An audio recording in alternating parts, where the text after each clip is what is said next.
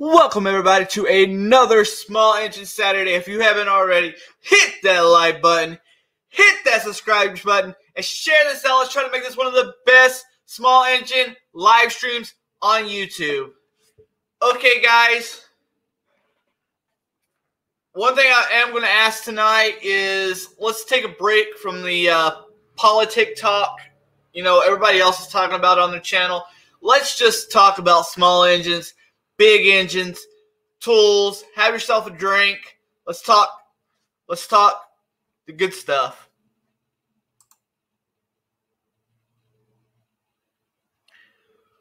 Robert, you don't even need to talk politics and piss people off.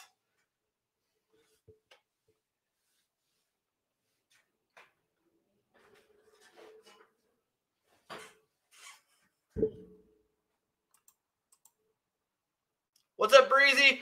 What's up, Tampa? What's up, Robert Waters? What's up, Drifty? What's up, Polar Bear Ed? What up, Patch? What up, Small Engine Sales? What up, Mark? What up, BW? Okay, I think I caught everybody.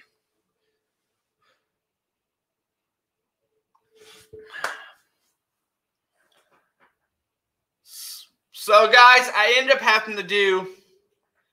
You thought so, Robert? I ended up having to do that color command video in 3 parts. Because the teardown was like 30-some minutes of video, you know, edit it down. The install, you know, prepping everything, putting the head up, was another 30 minutes. And then tomorrow will be a test drive video. I did get it back together, and it does run great. So tomorrow there will be a test drive video. But there is part 1, which is the teardown. Part 2, the install. I did a shout out to Polar Bear Ed in part 2. And it's a long one, guys, but I did everything by the manual in that video on that job.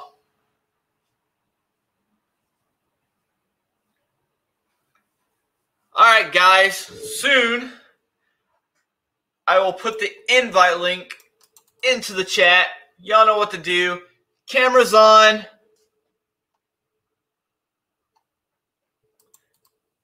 And, you know how it goes, guys. The F350, it actually still runs great. We haven't got back to it yet. We'll be tearing it down.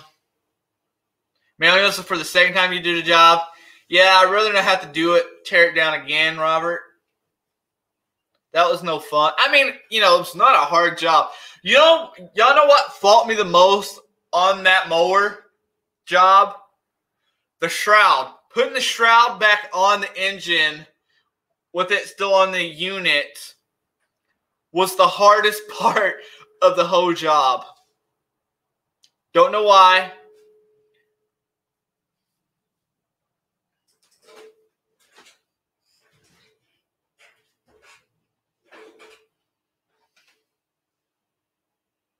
I was able to get it out without a magnet, Ed, by using a pair of pliers and just kind of holding them open and pulling it out. They do. They never, when you pull them off, they never line back up right.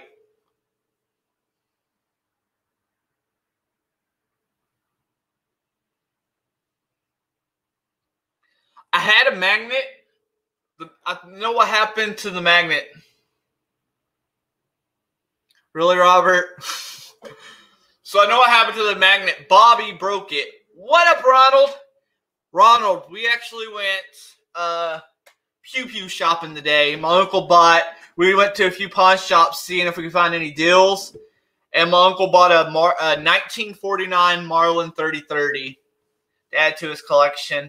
And then we went to Home Depot to get some wood.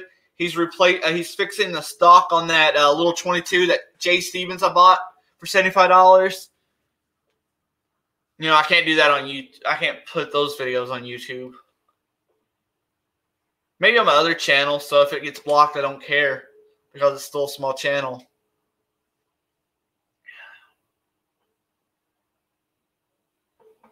It's in really, really good shape. He gave $300 for it.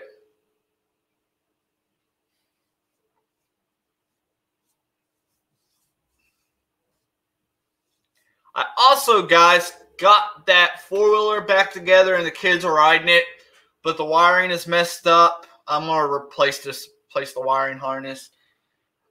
For some reason, it's messed up now, and you have to cross the solenoid to start it. But, you know, I'll just replace the whole wiring harness. It's cheap enough, and it's the easiest way instead of having to trace those wires.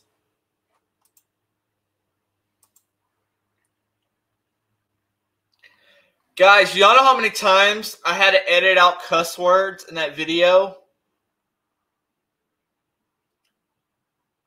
Mine is nothing, Ronald. I forgot to make one. I really wanted to do pina coladas tonight.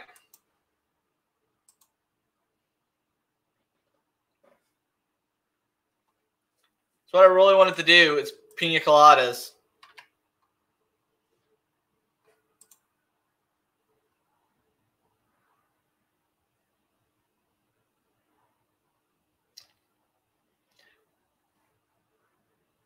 This is true, Robert. This is true. What about Instagram? You know, I post, if you look down in my videos, I have posted some of my gun videos on YouTube. I collect the small caliber guns. I like the unique small caliber caliber guns. My uncle collects the bigger stuff. I like those little 22s because I can go to the range and afford to shoot it all day.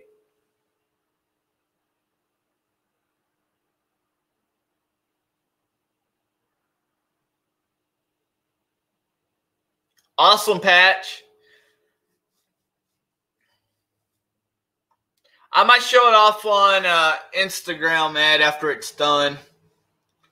Because my uncle's doing it, and I've never really been able to get him on video. I don't think he wants to be on video. We did, Ronald, a couple nights ago. Actually, this was last week. The Crown Peach with Bush's Sweet Tea. So you got peach iced tea. That was pretty good.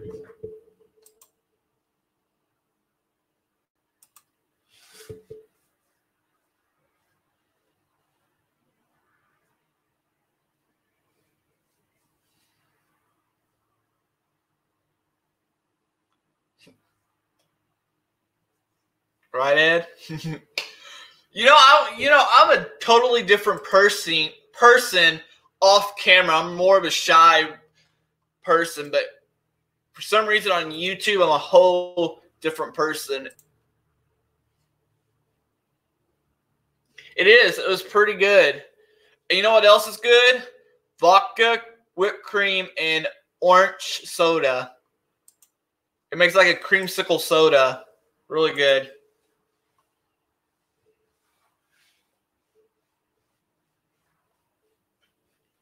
There you go, Robert.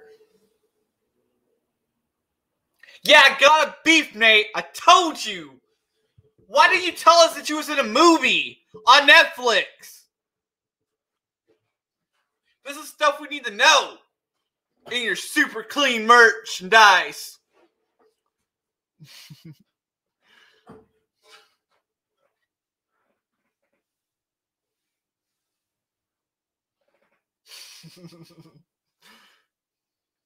They really are. I got two. I got the I got the big engine hoist, and then I got a for small engines. I got a one of those mobility lifts. They're lightweight, so they're easier to move around, but they're handy as heck on small engines. I'll use it quite often. I probably use it more than that Mojack back there.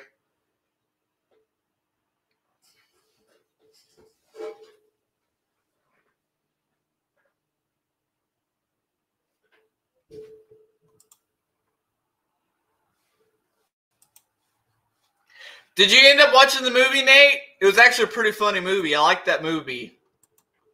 As soon as I seen Super Clean, I thought of you, though.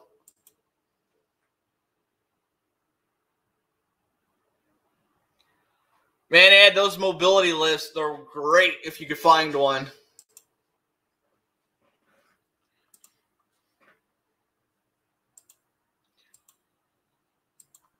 Just don't go beat up a disabled person and steal their lift.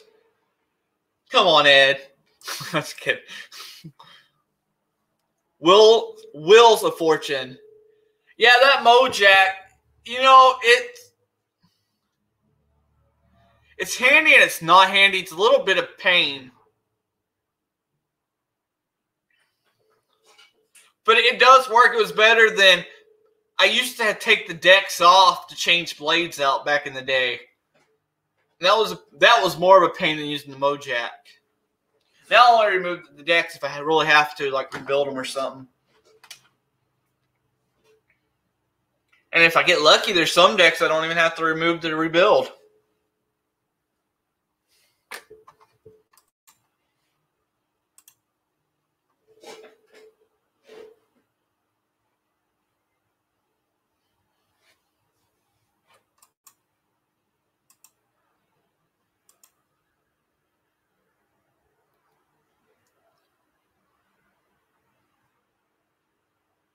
Oh, that sucks, Ronald.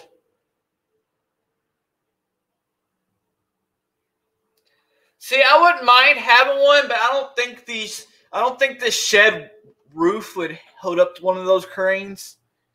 I'd probably pull the whole thing on top of me.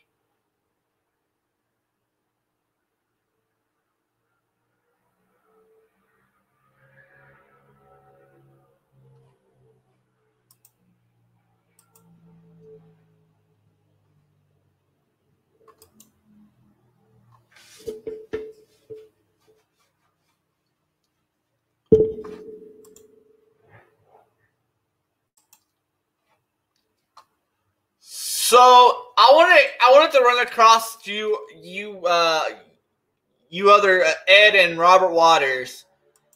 I was doing that cylinder head, brand new cylinder head, brand new valves, and for some reason I probably didn't have to, but deep in my mind I wanted to lightly lap those valves, and that's what I did. Right, Ronald?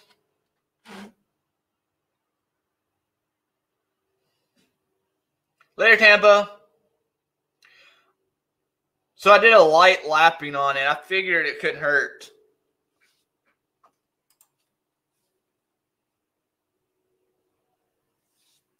This kind of goes back to Ed's kind of discussion on stuff that, like oiling the boats before. Yeah, that's what I feel like, Ed. I mean, you don't have to, like I did, just a fine lap, but I figure this goes back to the debate, Ed, kind of like you putting a couple drops of oil on a torque boat. And I have done that a lot, Ed, putting oil on torque boats. What's up, Small Engine Nation, which is, y'all probably remember him as Phil's Lawn Care.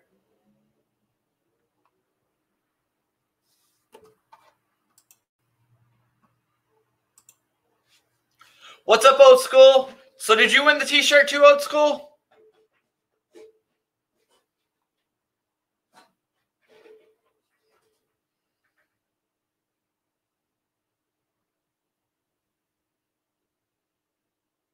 Oh, those are nice to have.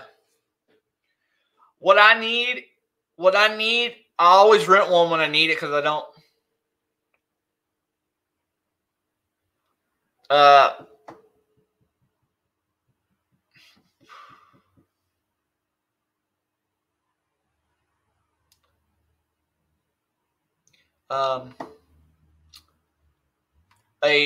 Now I forget. A ridge. You don't know what I'm talking about, the ridge thing. Removes the top ridge of a cylinder. Cylinder ridge reamer. There we go. I don't know why I couldn't think of that tonight. I always rent one when I need it. Or I go to the shop and just have an engine bore.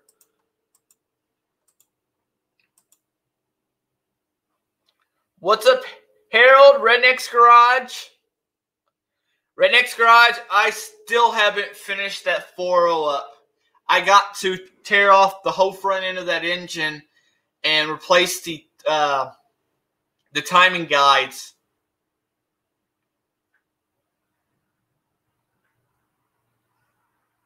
Right, old school?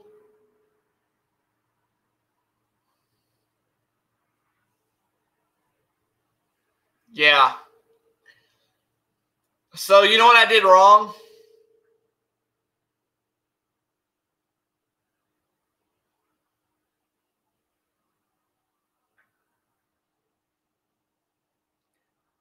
What I got wrong is I was watching videos, Redneck, and I didn't see them use the tensioner tool. So I didn't use the tensioner tool when I tightened everything down, and we think it caused it to skip a tooth down below, and it broke the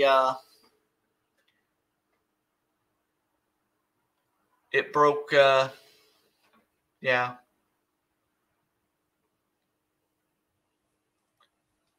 So Robert, Ed, here's another debate. I remember this in do you like the deglazing hone, the regular hone, or the ball one, the cylinder, the deglazed ball one?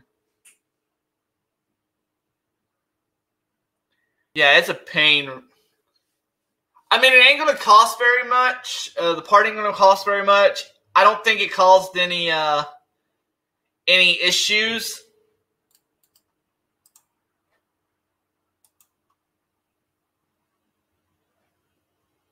Oh yeah, that's the nice ones right there.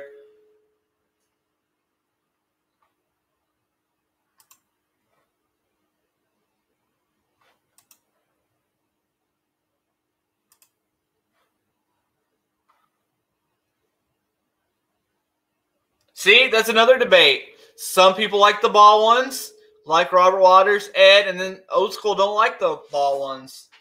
I got this one, and I don't even use it. I got this itty bitty one, and I don't even use it because for the most part, I go to, most of the time, I'll take it to the machine shop and just let them handle that kind of work.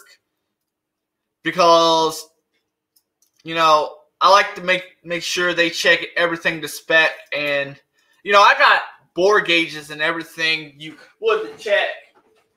But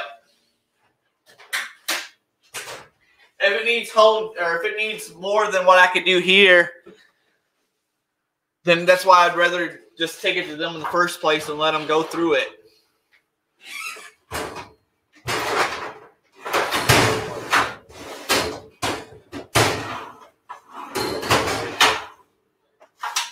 See, I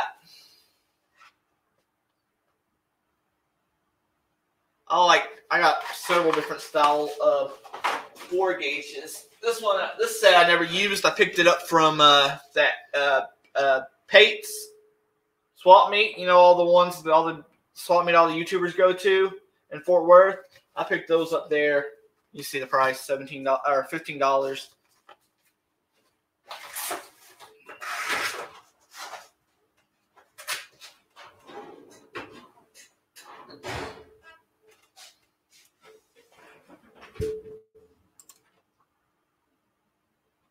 Thanks, Ronald. Yeah, get those thumbs up. You know what? Let's change this thing again. And share this out, guys. Come on, let's get. You know, before I took a break, these live streams actually used to get pretty packed. Believe it or not, back in the day when I first started it out, Ed probably remembered this live stream right here used to get.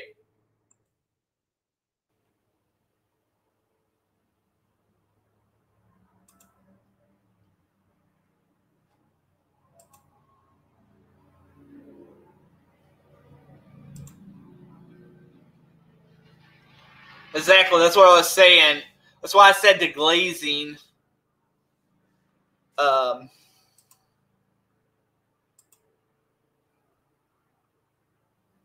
Because I've never used the ball one. I've always used the old style home to do the crosshatch.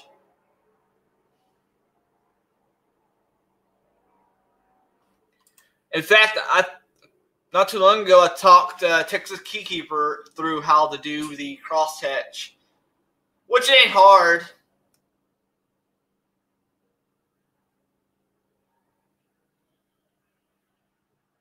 Oh, that's cool. I got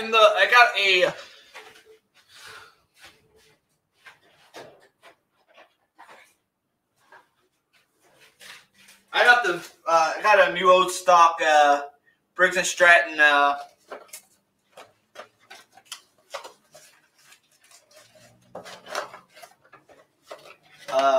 guide. Why can't I think tonight?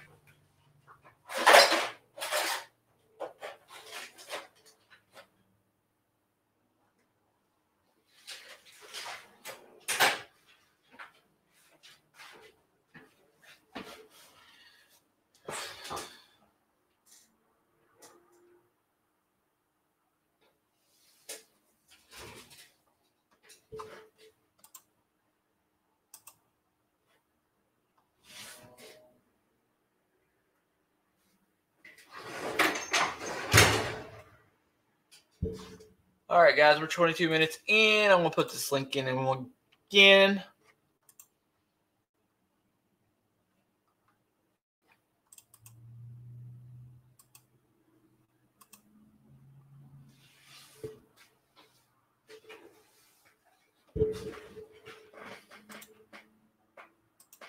Yeah, I'm just trying to get all the debating out because everybody does the repairs a little different than some other people. We all have our certain ways of doing it. Like if you watch my videos, you can probably see something that you do different. But my way works for me, so I use the way I use, and your way works for you, so you use the way you do, and that's just how it is.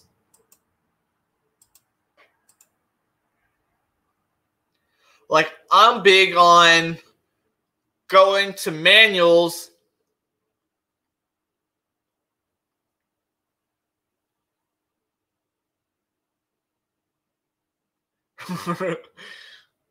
Probably Robert. I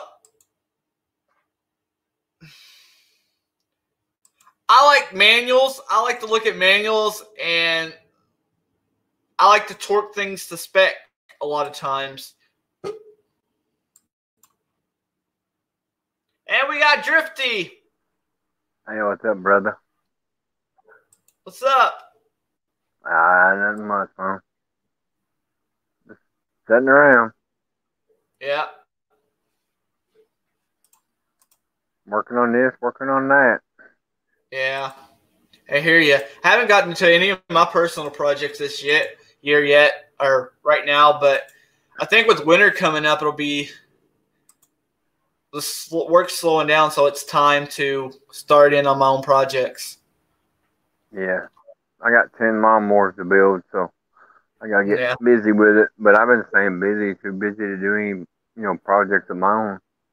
Yeah, same here. With me, it's either time or money or time. It don't work out. You ain't got neither one at the same time. Exactly. And the projects, I need time and money, and it just don't work out that way. What's up, Ronald, son?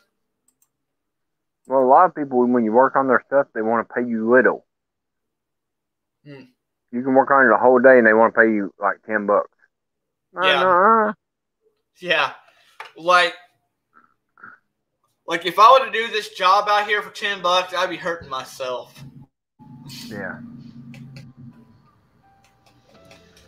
I don't know, Robert. I've never had it, so I can't tell you what this money thing is. It seems to go in one hand and out the other.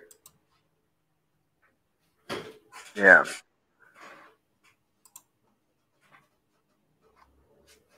Actually, it goes out faster than it comes in. Yeah. Yeah, like I got like a bunch of bills that's like stacked up, and I'm waiting on this one job to pay out to cover up all those bills up so I can do it again next month.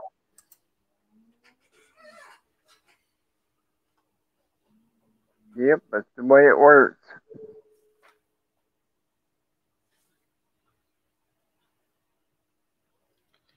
See, my thing is when I started out, when a few years ago, I was making good at this. In the last couple of years, this whole small engine thing has kind of died out. I just ain't making the money I used to in it. Yeah. Well, dealing with small engines, you ain't gonna make killer money. Yeah. I mean, your money's in working on cars and stuff like that, trucks. Which I did a few of them this year. That Dodge Charger, all that work I did to that Dodge Charger, that paid pretty good. Yeah. It kept breaking down. But what it was is he bought a car that was tore up. They rebuilt it. He bought it from the junkyard, and it was a junkyard rebuild. And all their parts, the old junk parts they put on there, was going out like quickly. Yeah. And I will never buy a Dodge Charger, guys. $1,000 for a power steering pump. Oh, yeah. I'd say it'd be pretty high. Because they're electric. They're not like your normal power steering pump. They're electric. Yeah. That's what I like about my S10s. They're easy to work on, easy to rebuild, and cheap on parts. Right.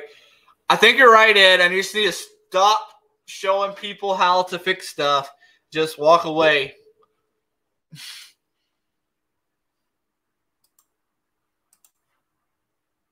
Uh-oh, here comes Robert Waters. Hello.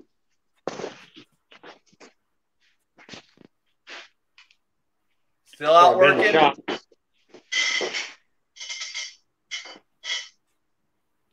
Probably should have brought my tablet in.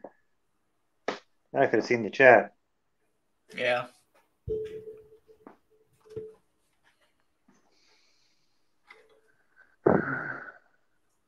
Oh, somebody asked about the precision home. Let's see. Put it.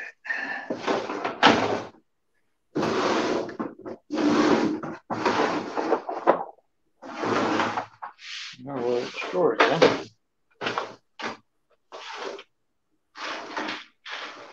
See, that's stuff I would like to invest in, but I don't do enough rebuilds to justify the cost when I can just take a machine shop because I don't do a lot of them. Yeah. I actually wouldn't buy one now. I bought one, the Briggs one, because I bought it for $3. Yeah. I just couldn't pass it up for that. I'm sure you understand that one. Yeah. I thought it was in one of these drawers. Yeah, here it is. It's like that auction I bought everything out for $80. It was all a bunch of old small engine parts and tools. $80 per truckload. Well, you can get some good use out of them. See if I can get this propped up here. This is basically, can't get a good view on lighting. Let's try over here.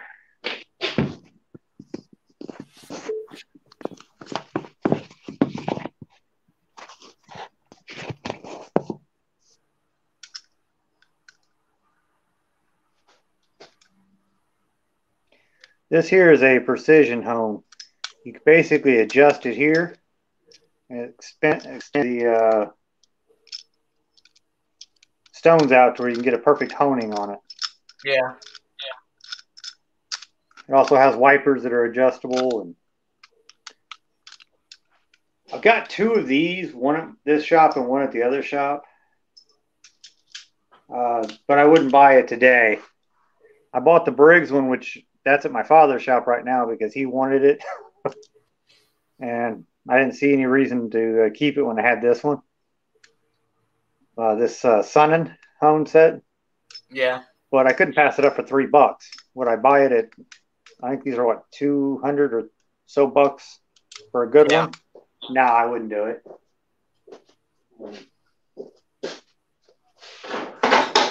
I don't do enough for rebuilds. I like doing rebuilds. I'll do rebuilds, but I don't do enough to justify just buy one straight out. Nobody does. It's kind of like my boring bar. I've got two of them. I'd actually like to sell one of those. but your average person will never need it. Yeah. Or, heck, most people probably wouldn't even know what to do with it.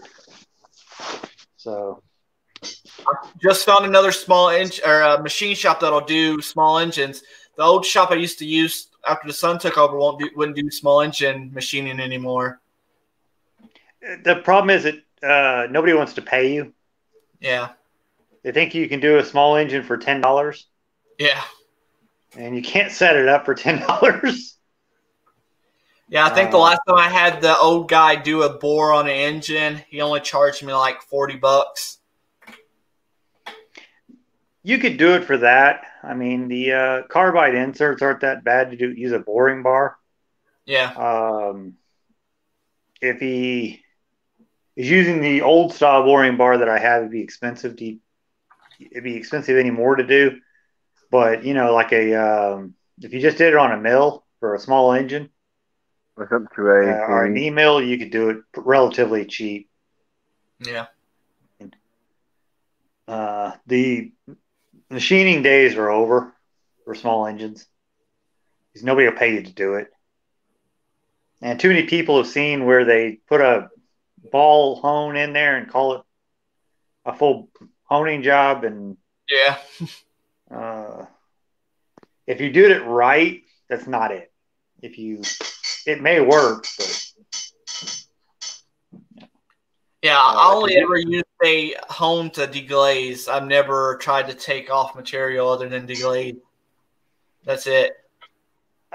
You have to have a precision hone if you're going to take out material because you got to keep it round. The deglazing hones aren't going to make a round surface. They'll make like an oval surface or just close to round. You won't get a good seal on your rings. Yeah, that's why I never tried it. Yeah. It'll run when you're done, but it's not right. It'll probably start burning oil after a while. Yeah, that's where when Ronald saw the rounding or kind of rounding on the edges, that's what it was doing. Yeah. Hi, Josh. Hello. Hey, Josh. What's up, Josh? Hello. How you doing tonight, Josh? I'm doing good. How are you doing? Doing pretty good. I turned some of these lights down. See, now if I was like Ed and Mark doing these pulling tractors, then I would probably invest in some of that stuff. But just doing small engine repair, it's just not worth it. Yeah. Technically, I could see where if you're rebuilding an engine where a guy's actually paying you to do it, and paying you decent money, then I could see it. But if you're just rebuilding a lawnmower, working on lawnmowers, no, because nobody's going to pay you to do this. You're welcome, Josh. A lot of times it is that key. I'm Josh. Or other Josh, I mean. B Twin says, not me. He commented on my last video and said he couldn't get his tiller started, and I said I asked him if you poured something or sprayed something into your mouth, would it hit? And he said no, and I said, well, you ain't getting spark, so check your spark and go from it could be your ignition coil or your flywheel key, but usually for me, I see more flywheel keys than ignition coils.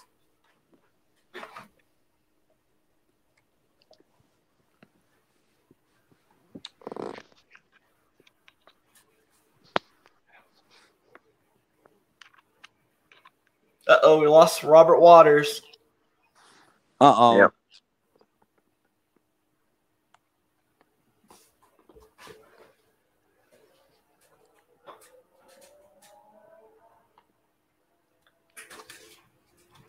I still think, Ed, you and Mark should invest in a dyno one of these days. That'd make a cool YouTube video building a dyno for your port engines.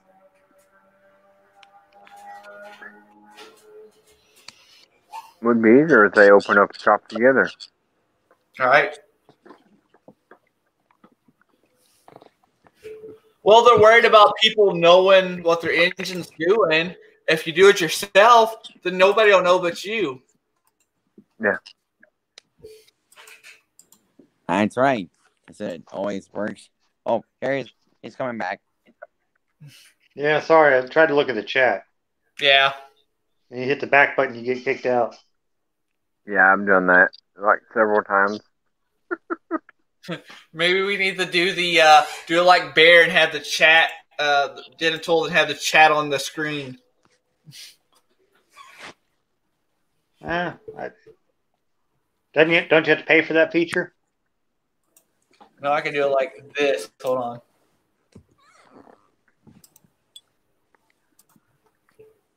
Pop out chat. There it is. Yes. Share screen. I don't know why I'm talking about doing this. To me, it makes it easier.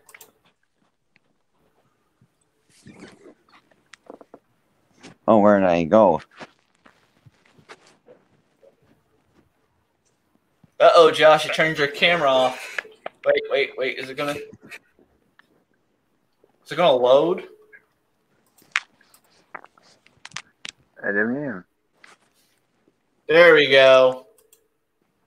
There it is. Like that. Just do it like that. It works.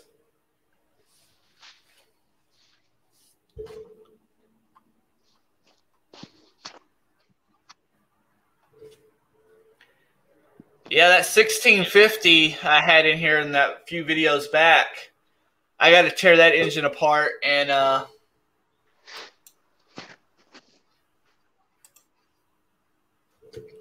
put a new camshaft and ACRs out on it.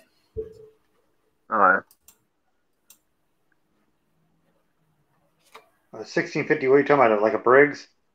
It's a Cub Cadet 1650. It's got the Kohler K30 or 341. On a K series? Yeah. That sucks. Yeah. It belongs to my buddy. Usually I don't see much old stuff in here anymore other than my own stuff.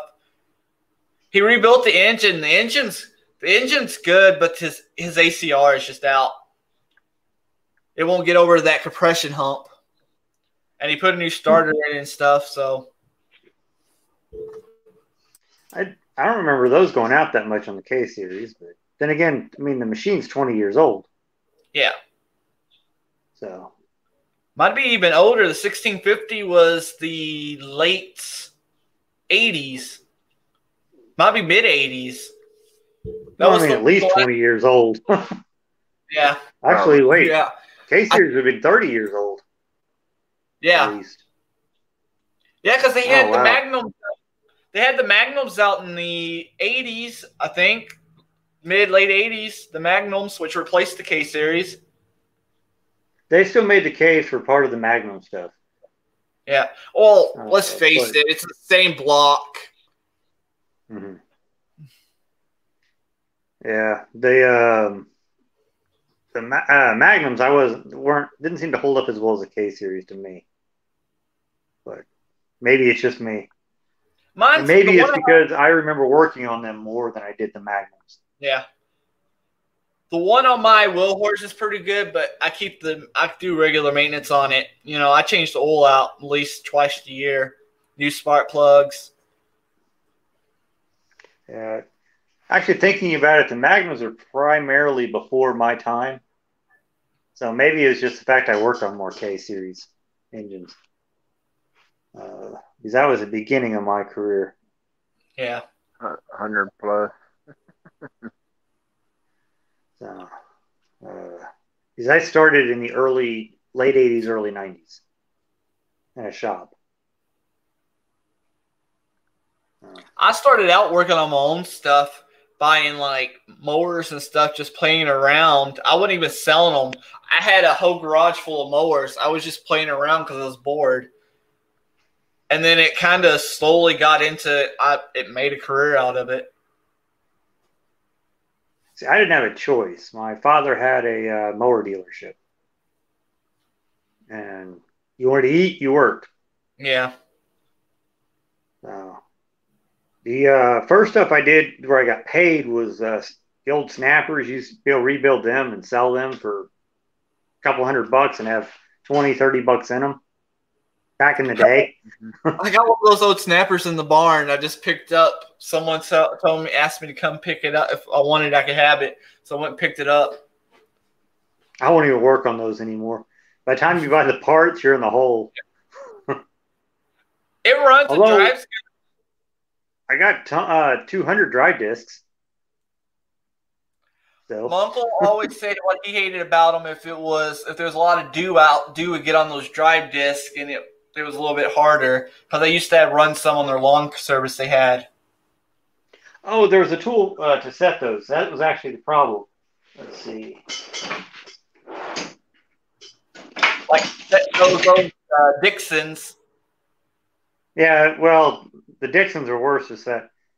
They had a tool. You held this up to the drive disc after you machined it, and this would center your drive disc for the old snappers. I've had this since I was 12 years old. It was my mother's. She gave it to me when I was a kid. I think the worst thing about them is their steering. They are terrible steering. So I never had a problem. The bad part on them now is they're all wore out. Yeah. They're all sloppy. Yeah, you can't keep it basically functioning without the rear end going out on it, and the parts are just so expensive. Yeah. See, this one I just got to build a cost for, and then I'm gonna turn around springtime, and I'll probably get $200-300 for it. And I couldn't sell one for $150 out of the shop. I can, but people's buying them for these little bitty. We got yards here that the gates are only like this big. There'll be big yards in the back, but the gate will be only like this big. They're super tiny yards or gates. Well, I can a good riding lawnmower with a Kohler engine on it. I'll be lucky if I get $350 for it. Wow. So now a Zero, I can get $1,200, $2,000 on some of the residential stuff. I mean, the highest I'll get out of the used ones anymore about $3,000. Yeah. But I've got to work my ass off to sell a rider for $350 if it's got a Kohler command engine on it. So I just soon never see one. I usually don't buy to sell, but people come up, I guess because I do it for a living, and they'll just either give it to me or have it really cheap, and I'll end up buying it for like a few dollars, scrap prices, and I end up buying them. Yeah, the old snappers are great. It's just people don't take care of things and they're wore out. I mean, that's what I cut my teeth on. I just you give a guy $100 bill repairing one and he goes ape shit. Yeah. So what's the point? Hell, if I give a guy a $60 bill on one, he goes nuts on an old snapper. So why deal with it? I'm amazed the guy on this big Kohler command was okay at $150. He usually complains about the prices I give him.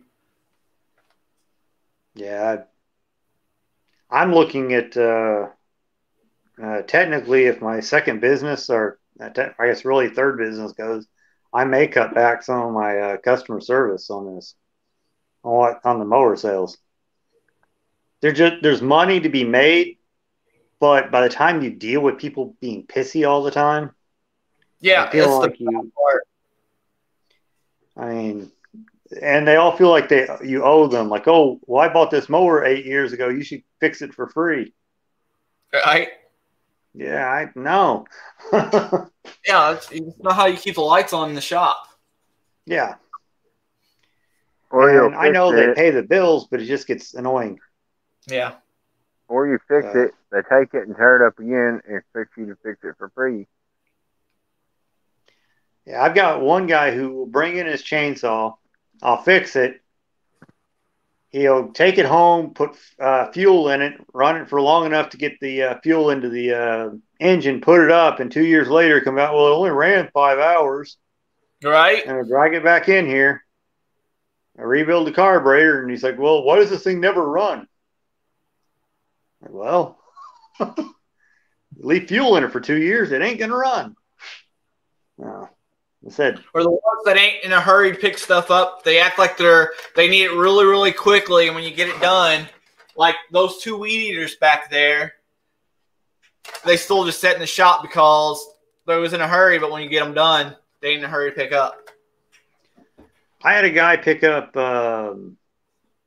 Friday. He picked up a pressure washer that had been here a year. Wow. Oh, I guarantee you it isn't going to run because the fuel was bad when I got it a year ago. You wanted me to fix the pump adjustment. I fixed the pump adjustment. I bet the sucker don't run. All right. I still gave him a bill for the pump adjustment, loaded it on his truck. Not my fault. It was a $20 bill. I'm not going to run the thing once a month while it sits here for a year. Yeah, because then you end up using your gas, and then it starts hurting you because you're putting more money into it. I'd be losing money. Yeah. It's that's basically what this industry is starting to turn into. They see all these simple repairs where the guy tore it apart 3 times and did a YouTube video. Right. And they think that's how repairs go. Like my video on this Kohler Command cylinder head and valve everything, it ended up being 3-part videos because that's how much work. I mean, it's easy work, but it's still time consuming. Well, you should still get paid for that work. Yeah. I mean, yeah, okay, it's not rocket science to do what you did, but you still have to buy all the tools. Yep. I bet, let's see, that one, what about $200 in tools to do that job? Yep. If you wanted decent tools, yeah, I guess if you went to Harbor Freight, you could get by with about $100. Yeah. You need a decent torque wrench. Mm-hmm. That's actually $100, but yeah, really torque wrench. I don't think there's really anything major outside of that. No. So unless you buy a lifter tool, but like Ed said, you can use a magnet. And I used a pair of pliers. I just stuck a pair of pliers in there and just held them open like this and pulled them out. I've never used my lifter tool. I've always used a magnet. Huh. I've got one. I would have had a magnet, but if y'all remember when my cousin Bobby was here, he broke the magnet. How do you break a magnet? I don't know how he broke the stuff he did, but he broke a lot of stuff while he was here. Yeah, I even forgot they even made a tool for that until I was moving stuff into the engine rebuild drawers, and I ran across it and tried to figure out what it was at first. Yeah, I saw the Kohler brand one. I was going to get the automotive one because it would have worked. Mm-hmm. But I was like, I don't want to put the money in it. So I just used a pair of pliers and held it open and just pulled them out like that. Yeah, it was easy. I've never tried it with pliers, but I don't see why it wouldn't work. Yeah. I just always done a magnet. You stick a magnet down there, you pull them out. Most of the time, they don't go bad unless somebody's used 30-weight oil. That's probably what this guy was using. It's getting an oil change before it leaves. Technically, if you actually would have put some 10W30 in it with Marvel Mystery Oil, it probably would have fixed it. These ejectors or lifters, both of them, you can't even push the plunger down on them. The plungers are seized on both of them. Yeah, not worth dealing with.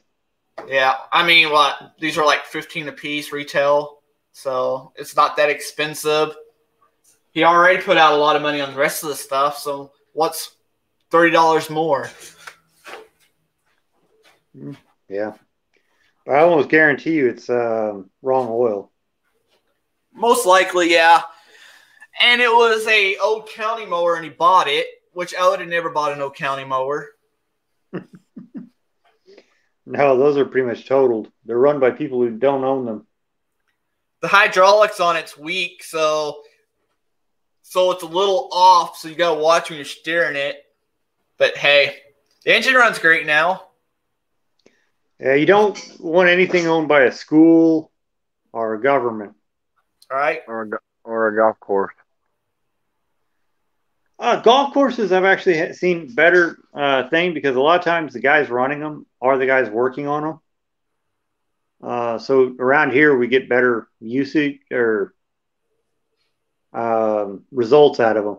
What you don't want is where one guy works on them and another guy runs it. You never want a mower in that case. Yeah, that's why it is at this golf course. When I was working on the military mowers, every single one of them, like the push mowers, almost every other one had broken. The motor mounts was broke. The decks were trashed on them from the soldiers using them that, it wasn't theirs. So you never want anything that where technically a mowing crew where they're using Mexicans. Yeah, you don't want to touch one of their mowers either. A lot of rig stuff. A lot of stuff. Well, typically what I find is if somebody's using illegal immigrants or those visa ones, they treat their employees like crap, and their employees are going to treat the equipment like crap. At least maybe that's just my experience, but that's probably the worst stuff I've ever worked on. Yeah. Or you get something that 10 people before you has already worked on. I try to avoid that. We've got one guy who is a blooming idiot in the next town over that I dread when I hear his name because he will screw up everything, and he tells everybody he's the best mechanic that walks the earth. Claims that Hydro Gear will guarantee his work. Yeah, right. Talks about all these schools he's been to. He works in the mines. He doesn't go to any schools at all. But I dread his work. But most of the time, if you got a good mechanic, it's okay. Yeah. The problem I have, we have a shop here that it's a car shop, but they started doing small engine work, and they're ASE certified, so they're certified. They think they're certified to work on small engines. Most stuff comes here after they send it there because they mess up so bad. The worst thing mechanics out there, unfortunately, for mowers are typically auto guys because they think mowers are beneath them and they don't take it seriously. Yeah. Yeah. There's a business like that here. Anybody who thinks they're above a job is going to do a shitty job. And most of them don't understand carburetors. Yeah, exactly. And that's a big problem because they don't teach carburetors anymore. We run into that every once in a while, but that's not. There's only one shop that claims to do both automotive and lawnmowers, and I've not seen much from him. I don't think he does much of anything. Yeah. And let's be realistic. If you're good at cars, you wouldn't be doing mowers. And if you were exactly, a good size shop on mowers, you probably wouldn't be doing cars. I mean, if I had a big shop, I wouldn't be doing mowers, but I don't have a big shop. I'd be doing the bigger stuff. I make more money when I work on a car or a four-wheeler or a side-by-side, but I can't do it often because of the weather because I don't have a shop to put something that big into. Mm-hmm. I do okay with the mowers, but and I've got a decent sized shop, but I don't. I've got the parts for the mowers, and I don't have the parts for the ATVs. Yeah. So I don't do those. And I think even ATVs have a season. Yeah. Deer season. That's when I usually see them, is deer season. I haven't seen them this year, though. I worked on a couple early on in the year, but I haven't seen none for deer season. Yeah, a lot of people wanting their oil change before they head out for deer season. See, around here, people do not do maintenance. Oh, they don't? I don't care what it is. Outside of a car, they will not change the oil. What's up, Mike?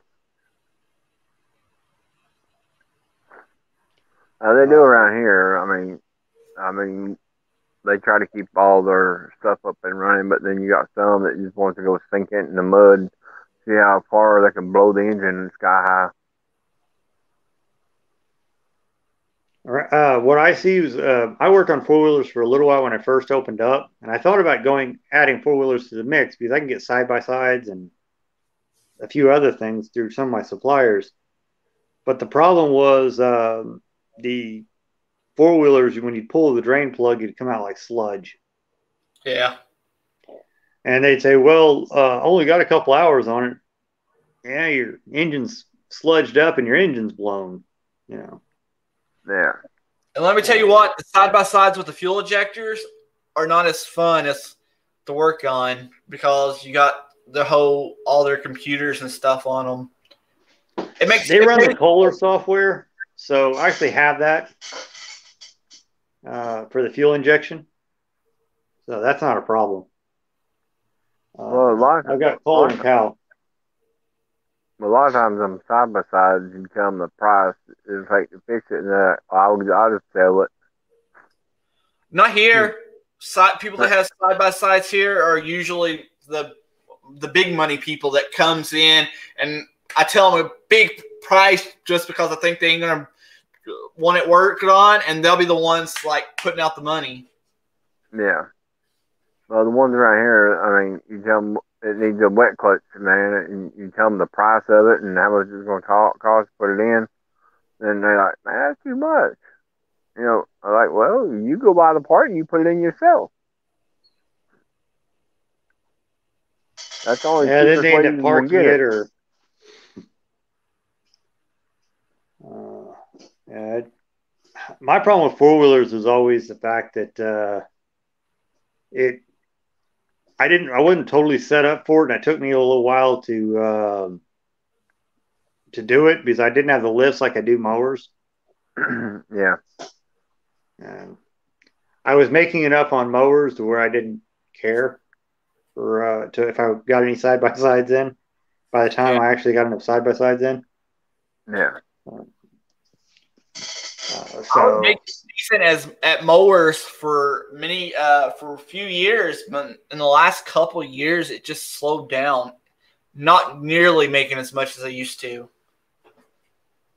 The last 2 years, the parts profits have dropped, and there's so many YouTube videos and supposedly how to fix it. It's gotten to where they'll break 3 things before they bring it in. That's when they get a bigger bill. Yeah, but it cuts into your profits. You still got to figure it all out. Yeah. Yeah. You're not making as much money as you used to. That's why I'm slowly getting into trailer repairs, car repairs, truck repairs, because it's more money. But again, I'm not fully, like you were talking about not being fully set up for four-wheelers, I'm not fully set up for cars and stuff. I can do most simple things, but like full teardowns, I can't do them. I'm actually probably better set up for cars than I am four-wheelers. Yeah. Because I've got the car lift, the cherry picker, the engine stands, I could actually fully pull a vehicle in, completely rebuild it. The only thing I'm missing would be a brake lathe. Yeah. And a tire balancer. See, I have to crawl on gravel. I work under cars on gravel. It's not fun, but it pays. So. Yeah, I know what you're talking about, Brandon. I would not want to go back to that, so I understand.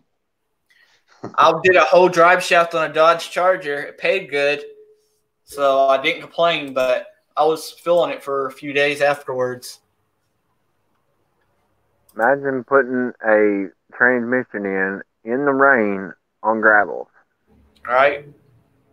and you got streams flowing up under you, and I had to get it done that day, and he's like, "Here's your $175." I was okay.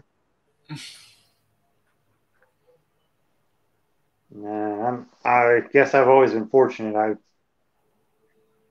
I've never had to work, as far as on engines through the shop outside in the rain.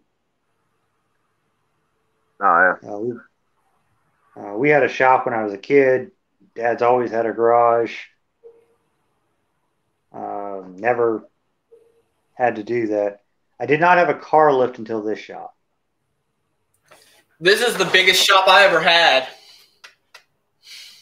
But I made a lot of money out of that little one in the backyard, too. I like my biggest shop. It's outside. I got room for everything. Well, yeah, the indoor shops, you never have enough room. Yeah. I mean, you're always cluttered up and everything. Yeah, I mean, heck, up until this last week, I couldn't even walk into this tool room. Hardly. We finally pulled everything out and put this flooring down. That's why I have to think about where some of my rebuild tools are. Due to that cabinet, you pull all the drawers out. Mm-hmm. And then I didn't put them back in the same order. Oh. It's a 1920 Equipto toolbox. Cool. Oh, nice. I put my engine rebuild tools in it because I never use them. I always wanted one of those Kennedy boxes, the old Kennedy boxes. Oh, you talking about like that one? Let's see. Yeah. One like this?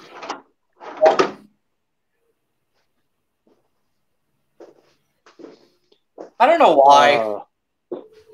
They're really not that handy. Now, it's an awesome tap and die box. That's what that is. That's my tap and die kit. This is where I keep my taps. Most of the taps I got fits in this, organized in this. Let's see if I can. I wonder if I can flip my camera around. And I stopped buying cheap ones. I started going to auctions and buying like the old machinist ones.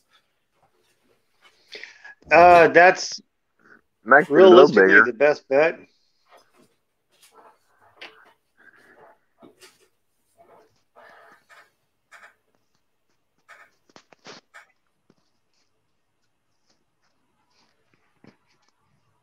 Yeah, I asked my daughter, I was like, "You want me to make you a lawnmower?"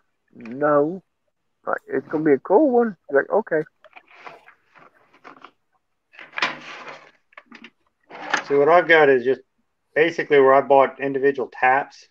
Because hell, I only have the 2 metric ones. But I've got nut certs in the bottom. I go up to an inch and a quarter on drill bits up here in the set. That's what I go up to on a tap. 1 inch and a quarter? Oh, hell, that's a lot bigger than what I go. And these are some Healy coils that used to be in here. I only go to 1/2 inch. Now I go to 15/16 on a Healy coil, though. Yeah, mostly this when I was rebuilding a lot of old Kohler engines, I would use this to clean out the exhaust threads. That's all I used it for, was chasing exhaust threads when I was rebuilding a lot of K series. I've never.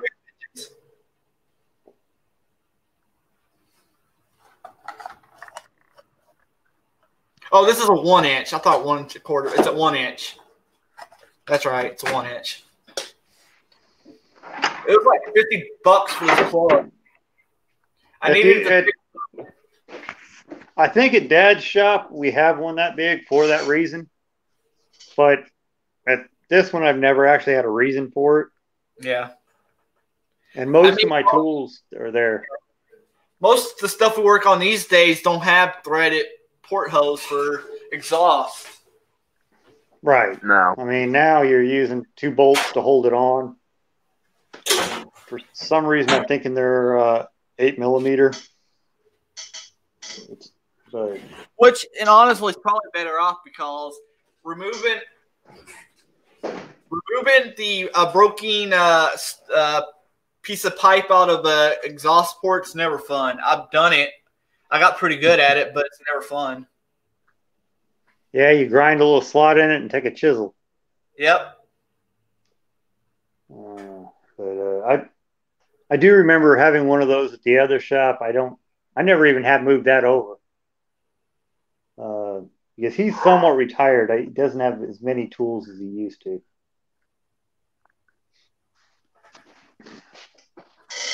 But a lot of that old stuff I don't have here because what's the point?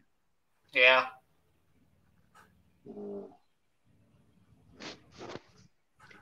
Hell, if I had my way, I'd probably just run my metalworking business and restoration stuff that I do in the winter and get out of this anymore. To be perfectly honest. The way it is getting anymore, it's almost getting, even you dealerships are hurting a bit, but even the smaller shops as non-dealerships, we're really hurting. Like there was a lot of shops around here at one time that was non-dealerships, but it was authorized dealerships for the engines, but they weren't like you as like a big dealership, and all of them went under in the last few years. Well, Briggs, you could buy on Amazon for a while cheaper than you could buy through the Briggs distributor. Yeah. What's the point? Yeah. I was buying most of my parts on Amazon because my dealer cost was higher than what I was buying an OEM part from Amazon. Now they fixed that. That's what I was the other thing. Rotary and Stens. Often with them, I don't like some of their parts that I'm okay with and some I don't like. A lot of them I don't like because I've had a lot of bad luck with some of their parts being off, not right. But unless you're buying a bunch of them, a lot of times you can get it cheaper, usually through a dealer or online, than you can through the distributor. That's why I don't have those counts anymore. Oh, the dealers are you get different prices based on how many you buy. Like, I'll buy a semi-load of lawnmower blades in the spring. I'm not paying the same price you are throughout the year over that. I did have a gold membership there. The guy at the distributor came by and we was talking about spark plugs, and he said, "Well, you know what? I'm just going to give you the gold membership for a year." So I had a gold membership for a year. But again, I wasn't buying thousands of dollars worth of parts at a time, so it wasn't really like – I like the prices on blades and belts, but everything else, the parts-wise, was not worth it for me. But the blades and belts are pretty cheap through them. Through who? Stens and Rotary. Yeah. I never was a big fan of the Stens blades. I mean, quality-wise. I've had a couple that the size was off. The size were like a little longer than they should. I mean, you could probably grind them down, but I want my blades when I get them to go in and fit without having to modify them. Yeah. And the Sten stuff is just cheap Chinese. I have not had good luck with anything Stens in the last couple of years. I do use some Rotary, but I don't. Yeah. I primarily Oregon on my blades. I never had an Oregon account, but I was going to get an Oregon account. I'm thinking about restructuring, but not like call myself small engine anymore. I'm going to call it like something else because I'm trying to spread out into a more out of the small engines. There's the money's pretty much gone in small engines. Yeah. There's no way I would start over in this field. No. As I said, I'm making a living. Yeah. But if you had were to try to make my investment, you would need to make more than a living to pay for my building unless it was already paid for. Exactly. That's why I would have loved to have been moved. A few years ago, I could have probably been moved into a bigger shop and made it. But there is no way with what I make to actually move into a bigger shop doing just small engine work anymore. If you hadn't already made your money to pay for your shop, you couldn't make it now. I don't think. It's an unfortunate thing. People don't realize how much investment there is. Yeah. So, I mean, I've got $500,000 in this place. I should be making more than a living. Yeah. You know. Should be. So, and I make a decent living, but that's it. I'm not making $150,000 a year. Exactly. And a lot of people think we should be making $250,000 a year, but there's no way to make $250,000 in this industry anymore. Well, Nope. if you got a $500,000 investment, yeah, you probably should be making $250,000 a year. Yeah, but you know, I didn't say you were going to, but you. Yeah, right. You should. I mean, I could go buy a McDonald's for about what we have in this place now. Probably make more. Yeah, but nobody's going to buy this place for what I have in it. Exactly. So, I don't know. I don't think we're going to close this down, but I'm going to possibly spend more time on my other businesses.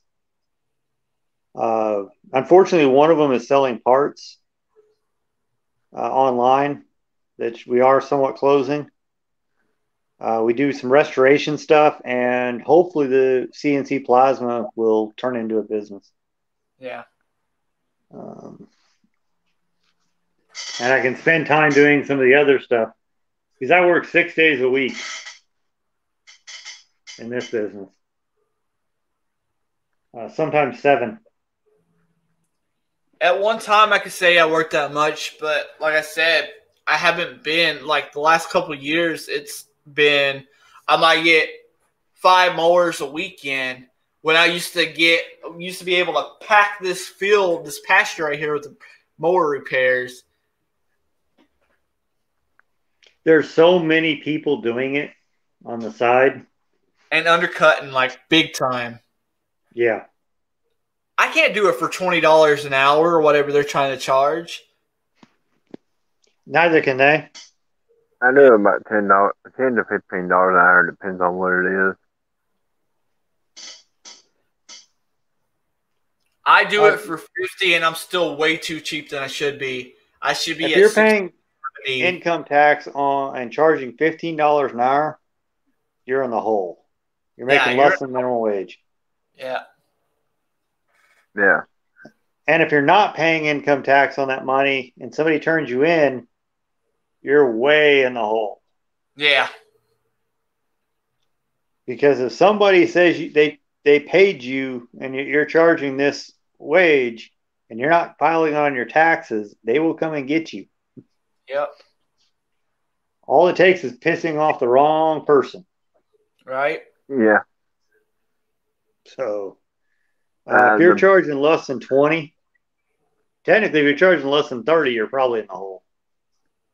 But at least at 20, you can break even. Yeah. Like I said, at $50 an hour, I'm still too cheap for what it is. I know I'm at 65. Yeah. And I'm, yeah. I'm working 7 days a week and not getting 6 figures. Yeah. So, and that's actually assuming I was paying myself the full money that comes in and not rotating it and using it for other things and not paying myself very well. I'm still not making that. We actually only pay ourselves $15,000 a year. Yeah. So, although I think I upped it so I got off the Obamacare crap. Forgot what we ended up paying ourselves to get out of the Illinois Medicaid system because they made us go into that. Forgot what it was. I might be making $40,000 a year now, but when the building pay or my business pays all my building expenses, like my rent or utilities and all that, because I live upstairs. Yeah. But yeah, I knew a shop that went under because all the owners, instead of doing like setting themselves up with like a paycheck or whatever, they was all dipping out of the business account. So soon they was cutting into all the money they had for the business, even the part deposits for these trucks they was working on. Yeah, it's easy to do. You'd be shocked at how many businesses are running on debt. In fact, yeah. I don't know anybody except for myself and all the business owners I know that talk about their finances. I know of nobody that is not at least $200,000 to $300,000 in debt. Most of them are borrowing money almost to pay themselves. Yeah. And all those guys go under sooner or later. Yep. And most of them think I'm nuts. When I say, if I don't get paid next week, I don't care. Because I've got the cash. Well, I think when you have multiple owners like that, you should do it like a paycheck system. That way nobody's dipping out of the bank account for the business. I think, except in rare cases like mine, where we have a year's salary sitting in the bank at all times, you should do a paycheck thing. Because it gets easy to go behind or go so deep that you can't come out. You buy a fancy home because they will loan me money that you guys wouldn't even believe if you not had a business this size. I could go borrow $1 million. Yeah. I couldn't pay back $1 million. Yeah. But I could go borrow $1 million. Imagine having a payment on the $1 million. My standard line of credit is like $200,000. That's my revolving credit account, credit card, basically. It's $250,000. I could not pay that off.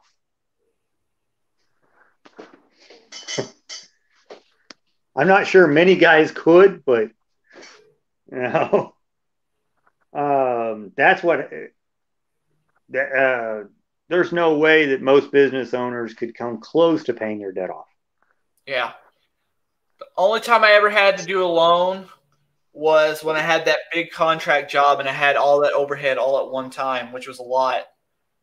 I have prided myself on not being that far in debt, but I've also scraped the bottom of the barrel trying to stay alive too.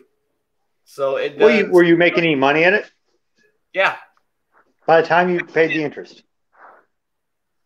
were you really making any money?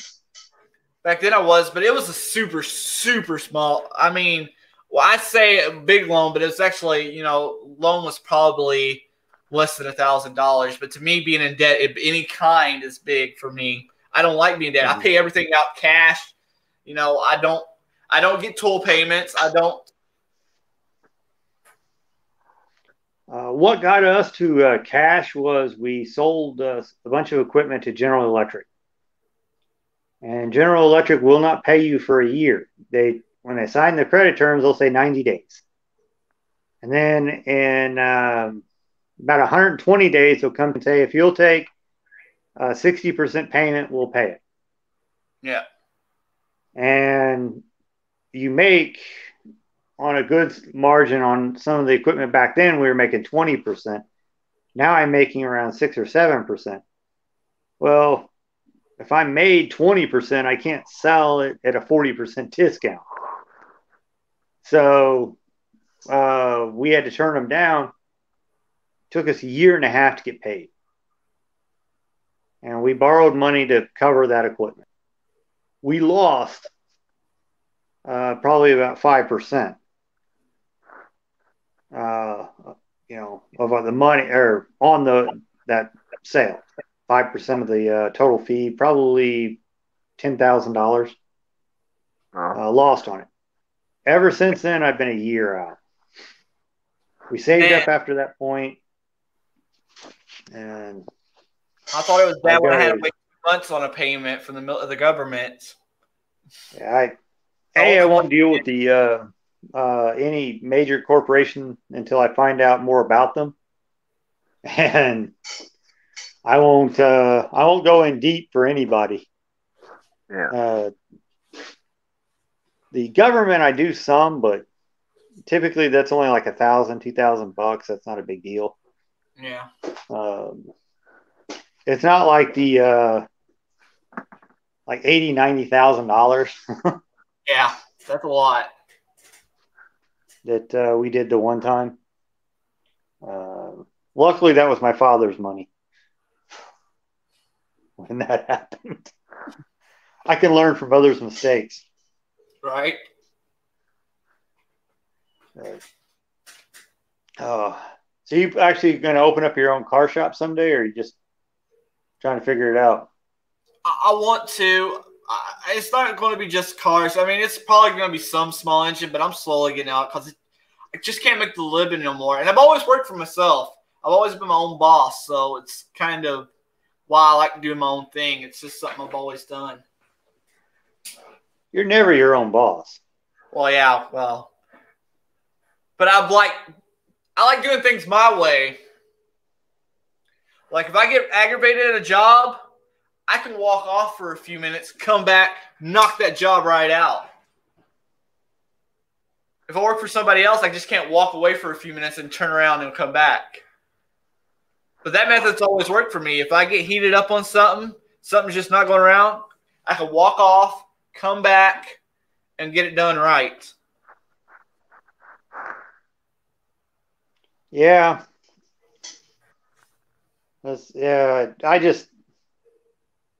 I'm not sure you even totally get to do it your way, but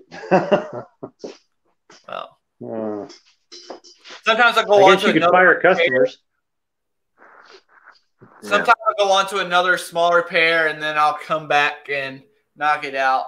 But my turnaround time, even when I was busier, was only between 1 to 2 weeks, which was faster than anybody around here. That's actually not bad. No. Of course, I don't think I ever slept. 3. I don't think I ever slept back then. I take it back. I was 2 months on a DR because I couldn't get parts. So. Oh, I had one that I had a Husqvarna. I think I remember talking to you about this. There was a Husqvarna weed eater, and this exact model. Nowhere in the States had the part. We had to order the part out of somewhere out of Canada, and they had to get it from where Husqvarna's from. Where is that? Switzerland that Husqvarna comes from? Yeah. They had to order it from there. Oh. A lot of the Husqvarna trimmers are actually made in the States, or were. It was just this one model. It was some off model, and that was just that one that couldn't get parts for. Stateside. The DR was they had this belt kit that was coming out, and they had to order it from China, and yeah, they just came up with a belt kit. In fact, when I got it, the instructions were wrong. So when I put it together, the belt was engaged all the time. It wasn't before. It was actually a belt kit to keep the belt on. Well, what they'd done is reverse the left and the right. I followed the instructions because you had to remove the plates, and it was all new plates and everything. and it tightened up the belt to where you couldn't disengage it. Yeah. Took me about 4 hours to figure out that they'd reversed it. So I called them, told them their instructions were wrong and their labels were wrong. They told me I was right, but it still took them about 2.5 months or so to get the parts in. Wow. If you ever get an opportunity, do not do a DR warranty. I bet you didn't have a happy customer. Haven't talked to him. Just finished it yesterday. Haven't scheduled a return because it's 45 minutes away. Gotcha. So I got to deliver it. I'm probably going to try to schedule it for next weekend because it's a couple miles from my parents' place. There you So go. if I deliver it on a Saturday, I can go hang out at my dad's shop for a day. Take two birds with one stone. Yeah, at least then they're paying for gas. Right. Because his shop is 35 miles from me. So it's pretty good clip, really. Yeah. Not that it'll break me, but I might as well get paid. Man, that's another tactic some of these people are using. The shade tree guys are using free pickup and delivery.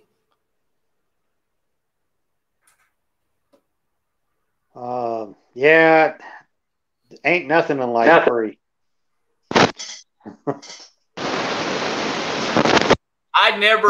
At least in town, I usually charge between 10 to 20 because I'm not trying to make a lot of money, but I'd like gas back for my vehicles. Out of town, it starts getting a whole lot more, but at least 10 to 20 in town. I charge $1.50 a mile to get it and $1.50 a mile to take it back, plus $10 if it's dead. And then I don't know about you, but I charge $80 an hour for mobile repairs, and that's mostly because I'm trying to get people not to make me do mobile repairs because I hate doing mobile repairs. I still do them from time to time. I do not do mobile repairs. Usually it's certain zero turns that's when they're stuck when they're mowing a yard and they get stuck in a customer's yard, I'll have to go fix them so they can get out of the yard. So it's usually like quick repairs that they broke down in their customer's yard and they can't get the zero turn out. Well, that's a dead unit fee, and I guess if I can fix it, like, granted, I actually just went to pick up a Skag. Guy said start, and I took a battery with me and a solenoid. Tested the solenoid, it was bad. Replaced the solenoid. Guy ended up buying a battery, so I replaced that. Yeah, I didn't bring it back for that, but yeah, that's a 1/4-inch drive socket set, not 2 7/16 opening box and wrenches. That's not a serious repair. Yeah, but I'm not going to pull a transmission or anything. No, I won't do. But like small repairs, enough to usually get them on their trailers. I have done mobile, but I'd rather not do mobile repairs. If I can't fix it with technically a box 3/8 1/4-inch drive socket set, I keep 1/2-inch 7/16, 9/16, 5/8 opening box ends in my truck. Yeah. If I can't fix it with that, then it gets loaded. I usually take the 1/4-inch set, and then I got a 3/8 Blue Point set that also has wrenches in it, and I take those two sets on mobile jobs. Smart customers doing landscaping usually has 2 zero turns, and they can usually pull one dead mower out of the yard with the other zero turn, but not every customer is like that, unfortunately. I understand enough to get it on the trailer. Sometimes it's easier to fix it than it is to winch it up on the trailer. Yeah. But I'm not going to go do the full-on repairs. Yeah. Because you can't do it right.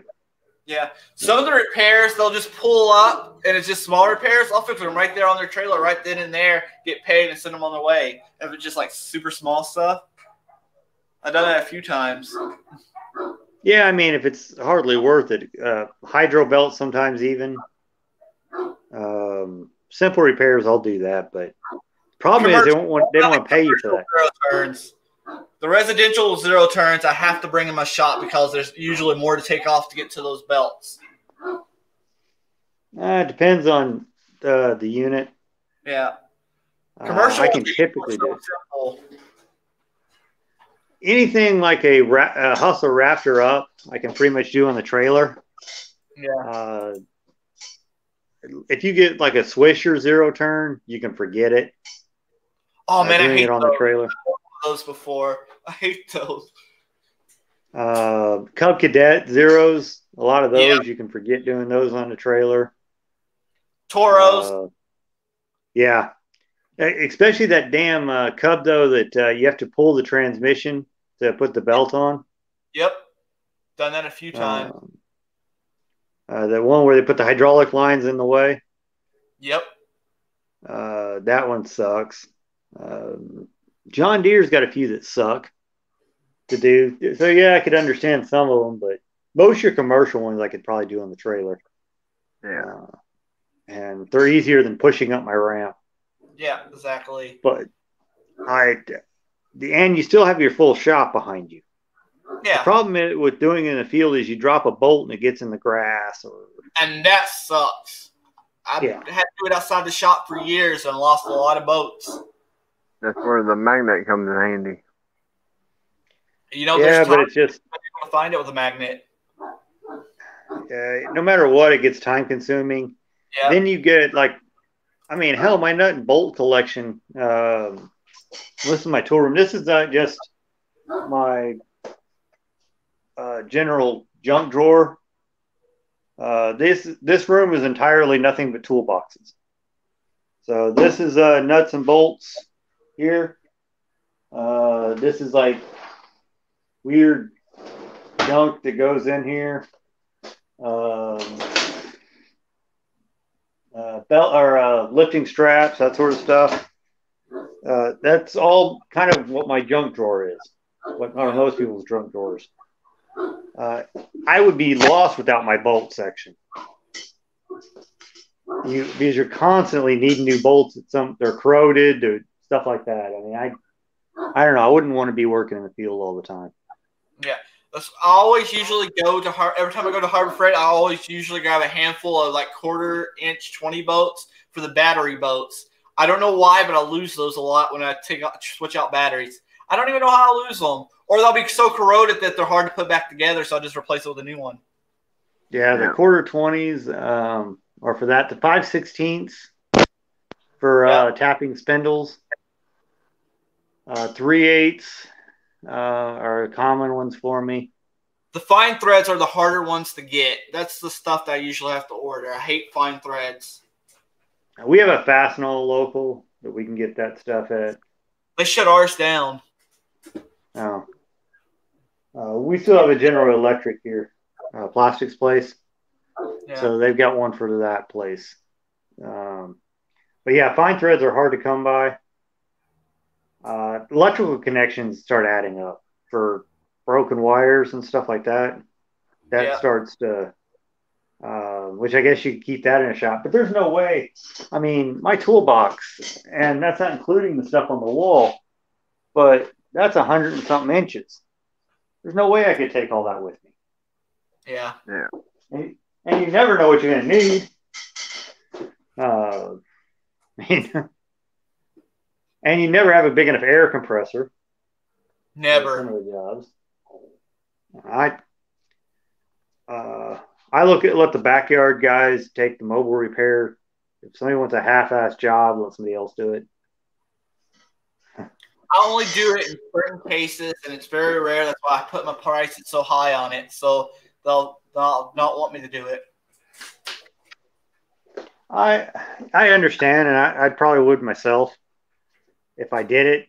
I guess there's a benefit of being large enough that I'm normally 2 weeks out for repairs just to get to it. So, and plus, I mean, I'd be on the road 20 minutes in some of those cases, get to the job. 20 minutes back, they're not going to want to pay me an extra hour. Yeah. To go do the job. I do pickup and deliveries after 5. That's the other thing. Because I don't break even on them. Yeah. And also, if you make them inconvenient, people will bring you the mower. Is it just me, or does not? You wonder how some people gets mowers up on their trucks and stuff. They never bring ramps or anything. Of course, you probably have one of those shops that has one of those docks, huh? No, we do not have a dock. Really? No. I use ramps. I got a set here. Yeah. But for some reason, you wonder how some of these people get their stuff up on their trucks. They actually pick them up. Yeah. I got a guy that zero turn that was doing in the shop here, the residential one. He don't have ramps or trailers. His trailer got stolen, so he goes to mow people's yards, and every yard he lifts it up in his truck. He's losing money. His back repair someday is going to be. Yeah. Back surgery is going to be higher than it's ever made. I see. I already have shoulder issues from doing stuff like that. That's why I got a trailer and ramps. Somebody comes in with a zero turn on the back of the truck, they can go someplace else. We are not unloading that by hand. Later on, that'll get you hurt. I got a dirt hill up front, and I usually just have people back up to that dirt hill. It's the right height, so I just have them back up to that dirt hill. It works great for ramp. All right. Zero turn in the back of the truck, they can stay there. That'll get you hurt. Yeah. Yeah. I won't bring those down on ramps, because then they're going to come back and want to load them on ramps. Coming down is one thing. Loading them is an entirely different thing. Yeah. And they'll want to borrow my ramps, which means I'm liable. Yep. My insurance won't cover that crap. Yeah.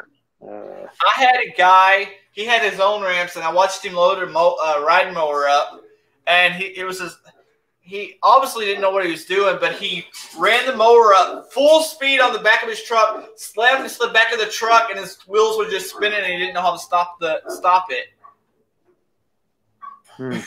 Yeah. And this guy he's broken English. He's a Puerto Rican guy, but with very broken English. He came in here and said, my mower goes room, room, room. And I looked at it and went through everything. I don't even know how I went room, room, room, because his rocker arms wasn't even connected into anything. It was just laying in his valve cover. Damn. So how would it? Good night, Ronald. I just saw you say that on there. Don't know how old that is, but.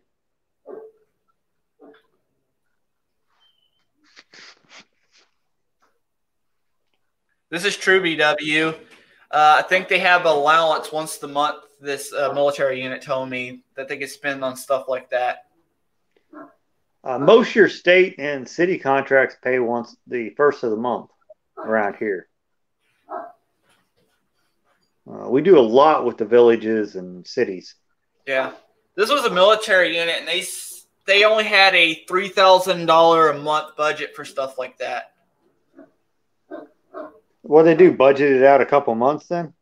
Yeah. Ouch. If they really wanted to, they probably could have paid you. Probably. Well, and that woman was on maternity leave, so it did not help that their financial person was out. Yeah. But it gave me a start. I bought most of my tools that I got started in this shop it was off that one job. I used all that money. Instead of spending on anything else, I invested it back into the shop on tools and parts and stuff like that. Didn't hardly spend anything on myself. I think I bought a pizza. Tools add up. I mean, Yeah. I think it'd make me sick if I knew what was in this room.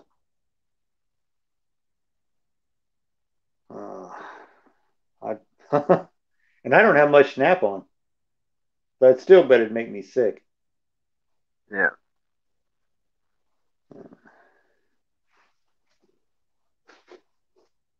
Okay, I'm gonna get off here. My phone's about dead. My phone's dead too, actually. I'm at 20%. Mine's at like 15%. But I'll catch you on the next one. All right, good night. All right, love y'all. Catch you on the next one.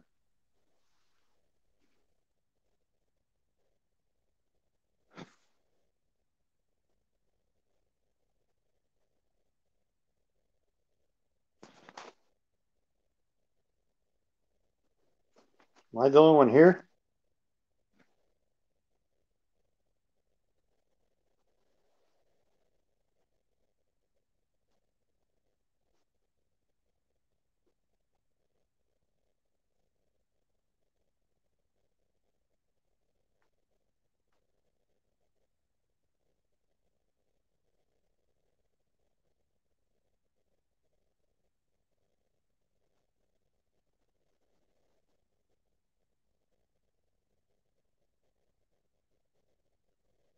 Looks like I'm the only one here.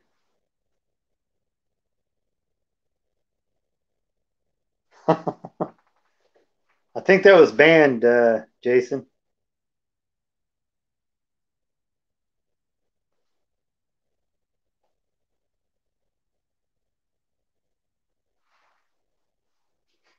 Yeah, apparently the host left.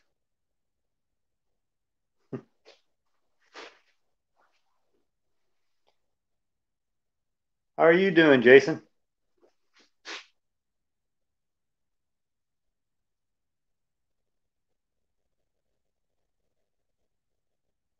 Well, thank you, Laura, for letting us know.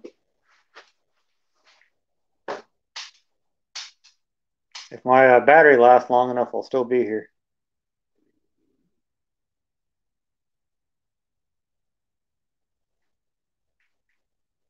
Yeah, that's how I get on the internet, Jason. I just go in, kick everybody else out of their live stream, and take it over.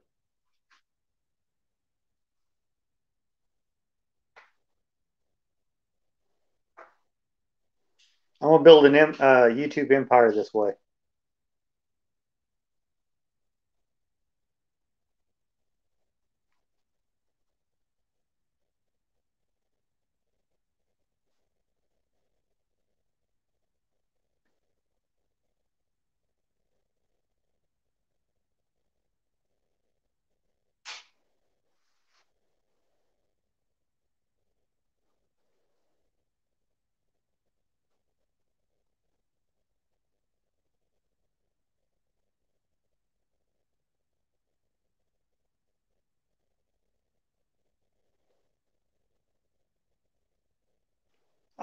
We've got a lot of work, or decent amount of work. I mainly been working on my CNC table the last couple days.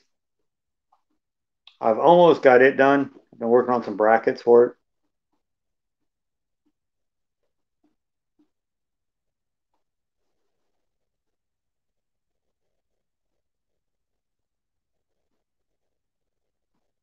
Yeah, most companies don't seem to want to fix anything.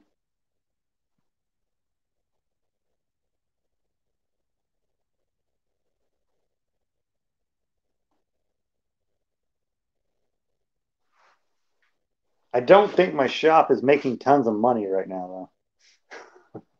Not even sure it's breaking even at the moment. But it's that time of year.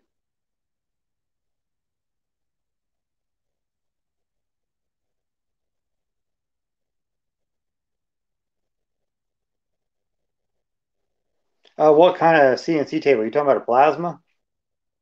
I would say you can't get a good one for 5K. If that's the case. Maybe a used one.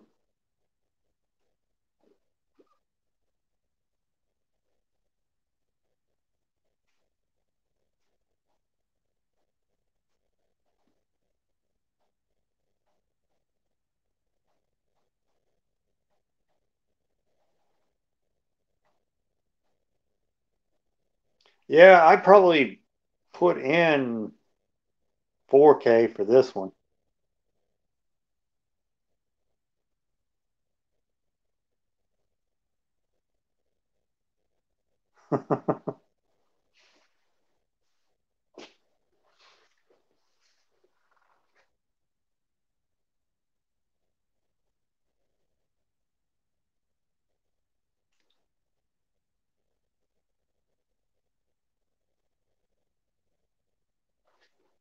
I think that she should just give the dog more attention. Apparently, it felt neglected.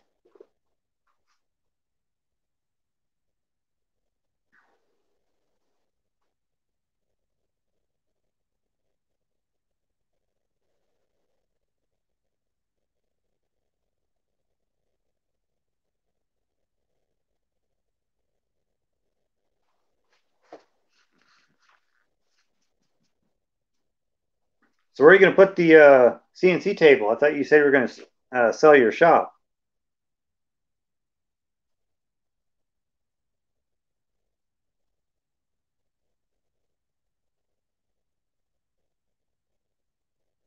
I got a cat that's that way. She'll tear shit up if you neglect her.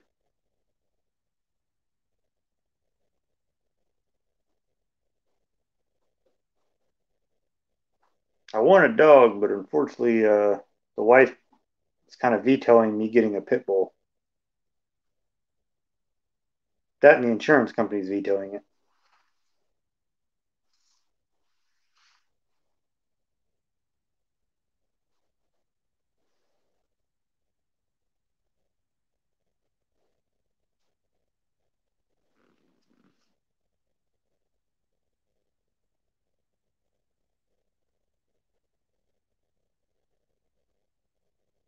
Oh, that's cool. Although you'd have to get a water table if you do that because of exhaust.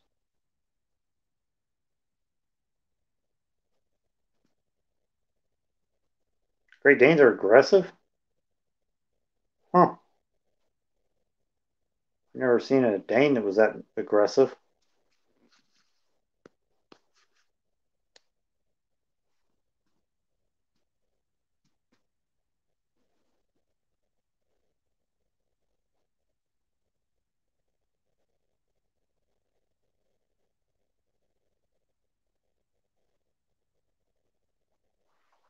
Yeah, the only damage a Dane will do is leaning against your ass, knocking you over. Although I did see a video where Dane grabbed a guy and threw it through a plate glass window when he was trying to rob him. Yep, this overpriced mutt right here was the corporate to the internet.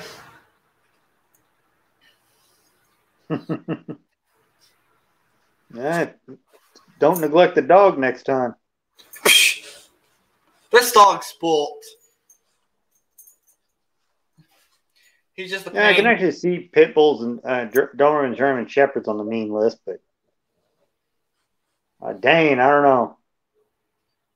You know, they say Rottweilers is too, but I guess I think why Rottweilers are is because they're overprotective. They love to protect their owners. So my two Rottweilers are very overprotective. They're very loving, but they're very overprotective. Yeah. My brother had a Great Dane we taught to growl at windows of cars.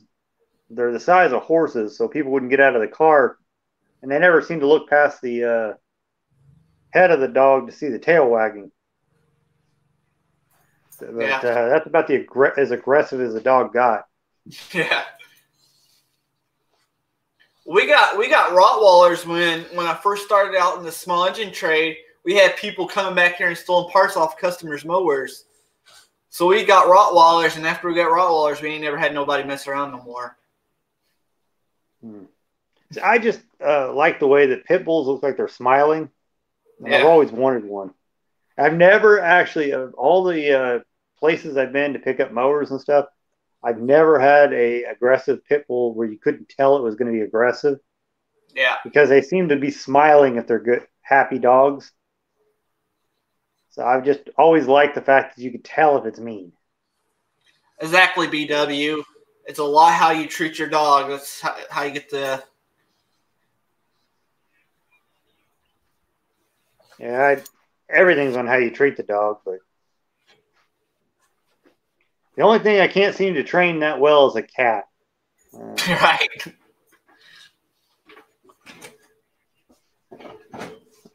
Vito, don't turn over my speaker. I can actually get the cat to go where I tell her and come when I call her, even when she's mad at me. But she will not do nothing for the wife. Yeah. If I don't hold her in the morning and pull her ears back a little bit while she purrs, she will destroy stuff while looking at Sandy if I'm in the shop. Yeah. So if I don't give her attention in the morning, she's a terror all day long. Jay Young, the guy that was doing it, gone now. He passed away, so the mower thief ain't there no more.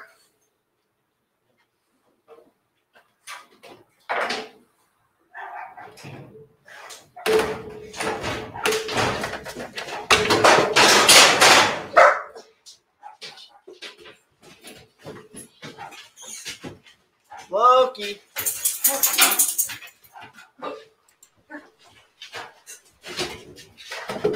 He is a European Great Dane bloodline. Yeah, he looks aggressive. Yeah. He'll drown them. That's why Nate from Go Karts and Competition always teases that we got 2 horses. So we got the miniature horse, and then we have him who's bigger than the miniature horse. Yeah. I don't envy you in the food bill on that dog. I said my twin brother had a Dane for years. That thing ate like a horse. Don't ever recall seeing those. The only time I took the dog to the vet was with its cat. We didn't feel it necessary to take the cat away from an animal that big. So Yeah.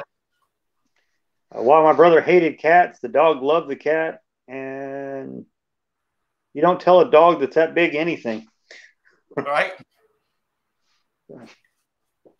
We even took the cat to the vet. We don't usually, most things we can treat ourselves, like minor things. We don't take our dogs to the vet for like minor cuts or something. That's crazy when you can treat it yourself. But when Axel or Rottweiler got down sick, that's when I raised all that money on Facebook or YouTube. And believe it or not, everybody on YouTube raised most of the money to cover that vet bill, which ended up being a very high vet bill. You are correct, Jason. I am a tight ass and would not really want to feed a hamster. He'll feed a hamster. Fortunately, I've got 3 cats. There you go. Feed it to the cats. That's what I would do if I had a hamster. Actually, the wife has 3 cats. I'm not much of a cat person. I don't know why. I've just never been.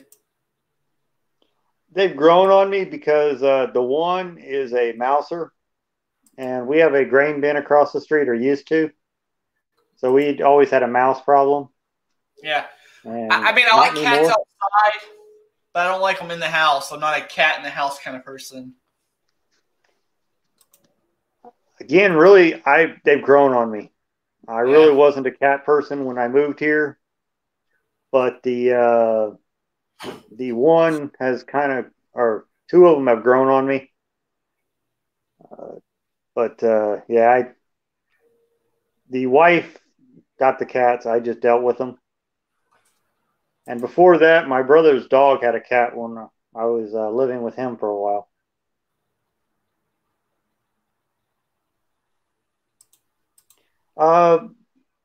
My cat listens. She'll actually do what I tell her to do for the most part. My wife can't get her to do squat. I can actually call her, get her to jump up on a table to pet her. I can tell her to go lay down, go to her room. They do. They do multiply like rabbits. Yeah, they do that, but luckily all my cats are fixed. So see, I really don't care because all the cats around here are outside, so I don't really care as much. But they keep the mice out of the barn and the shop. We used to have in the old shop. We used to have a rat go in there, and it was chewing the electric wires. I found one of the electric wires chewed from a rat. Yeah, that's actually why I started appreciating cats. Was the fact that we found a mouse in a brand new mower that chewed up a spark plug set of coils. Yeah, and that got expensive, so we had to put a new wiring harness on it. Brand new mower, 2 coils and a wiring harness. Nah, that sucks. So, and didn't, I kind of appreciate a cat on the showroom. Yeah. Our problem is why we had so many mice is our neighbor lets their field around their house get up about this tall with grass before they finally had someone go in and cut it. And we went in there and cut it once for her, and I swear she had rats as big as chihuahuas in there. We had a feed store where they grind feed right across the street. And that's kind of why we have it's cleaning up. I have a mouse problem. He said JS said he had a spark wire chewed by a mouse also. I worked on a old garden tractor for a guy who's a sheep farmer. He's a collector. And one of the engines I rebuilt was full of wool from the sheep and that the mice brought in there. So the whole the motor. Oh, that built a mansion. Yeah. That was nice and soft and everything. I do a lot of mouse nests. In fact, used to be my avatar or whatever the icon for my site was, or my name was a mouse nest. Yeah. The only thing I have chewed around here now was from the goats I had. I had goats. Y'all don't remember if y'all remember when I had those little goats out here. But they chewed all the wires off my trailer. I had to rewire my trailer, and about everything out there got chewed up by those goats. I got rid of them quickly.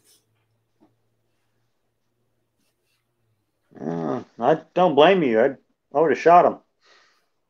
I bought them to keep the weeds down because certain time of year, our soil is such crap soil here. The grass dies out and we get ragweeds. A whole field turns to ragweeds and it grows as fast as you cut it. So I bought it to try to keep those cleared out, but they wouldn't even touch the ragweeds. No, not when you got something nice and expensive for them to chew up. Right. Maybe I fed them too well. Maybe I should have just starved them, not like give them very little food. I've thought about that with the cats, thinking that maybe they'd hunt, but only one of them will hunt. She will hunt for sport. That's a furry little serial killer.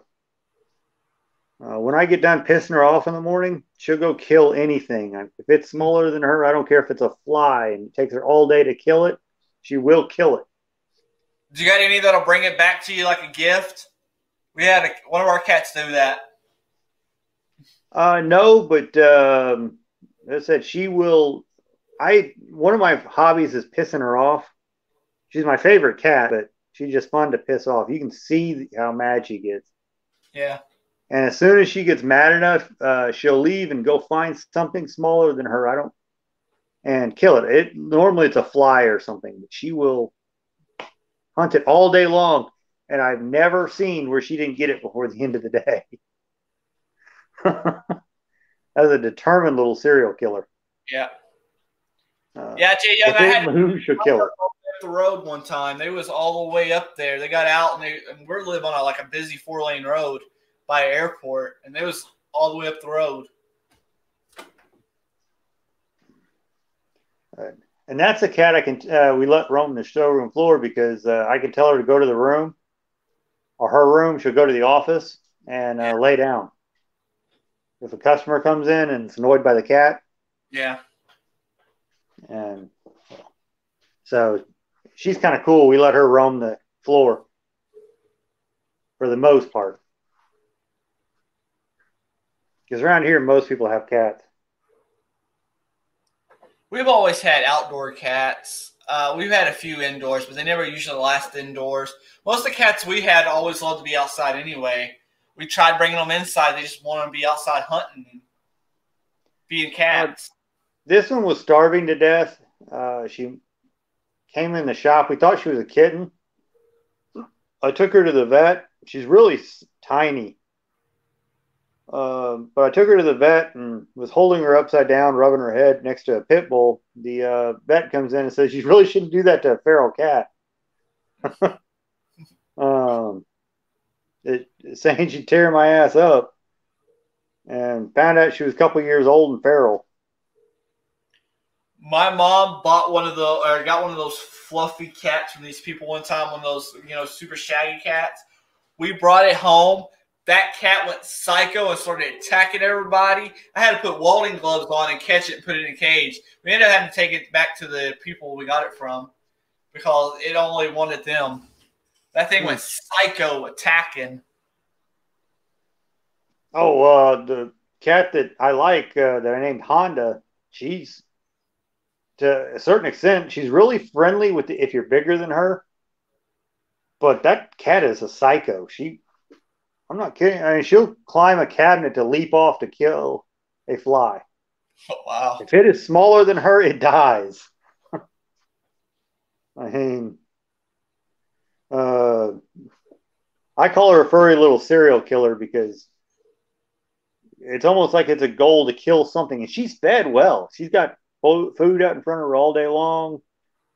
My wife bought her one of those moving fish things that she loves to play with. But if she'll roam the floor every morning, and if something's moving on the floor, it dies. Yeah. The other weird thing is she sleeps in her room. I leave the door open, but she'll go when we leave the floor to go up to our apartment. She goes to her bedroom and sleeps. And we'll shut the door. Oh, wow. So she's got a little quirks, but I've got to let her out in the morning every morning because she'll shut the door on us. Jay Young, our male goats are the nastiest creatures ever. That thing would pee on his head.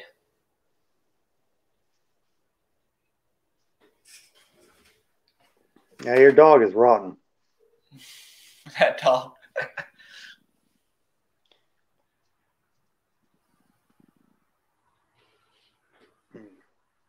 So you're going to sell all your antiques and buy you a CNC machine, do some metal work?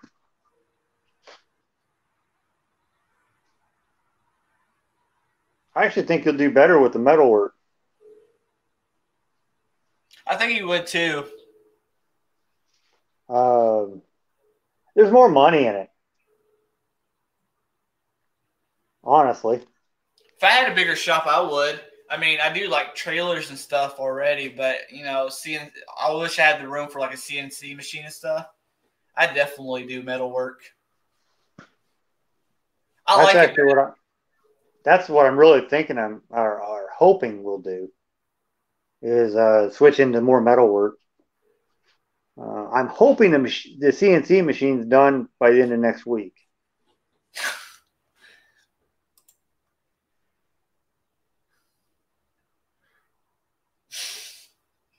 You're not right. You're not right, Jay Young.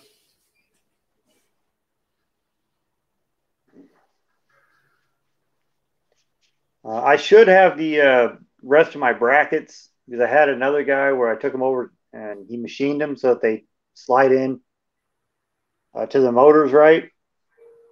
Yeah. I'm hoping he gets that done Monday and my full machine's done before the end of next week. Yeah, I can't wait. Are you which channel are you gonna post the video on? Because I know you're gonna post a video on it. It's going to go on Remake 3D. I can't wait I'm to not see it. gonna. Those are neat. I like watching those machines. I'm not going to post any videos on that from here. I think I'm going to try to use the YouTube channel to promote my business on that. And I like to be able to be myself on this one. Yeah. Because when you own a business, you really can't be yourself. It really does help. I've got business. People from all over Texas have brought me business from this YouTube channel, even as small as my YouTube channel is. I just, I want to be able to have this for me. Yeah. You know, where I can be an asshole every once in a while. Right. And not be worried that it's affecting my business. What's up, Renegade?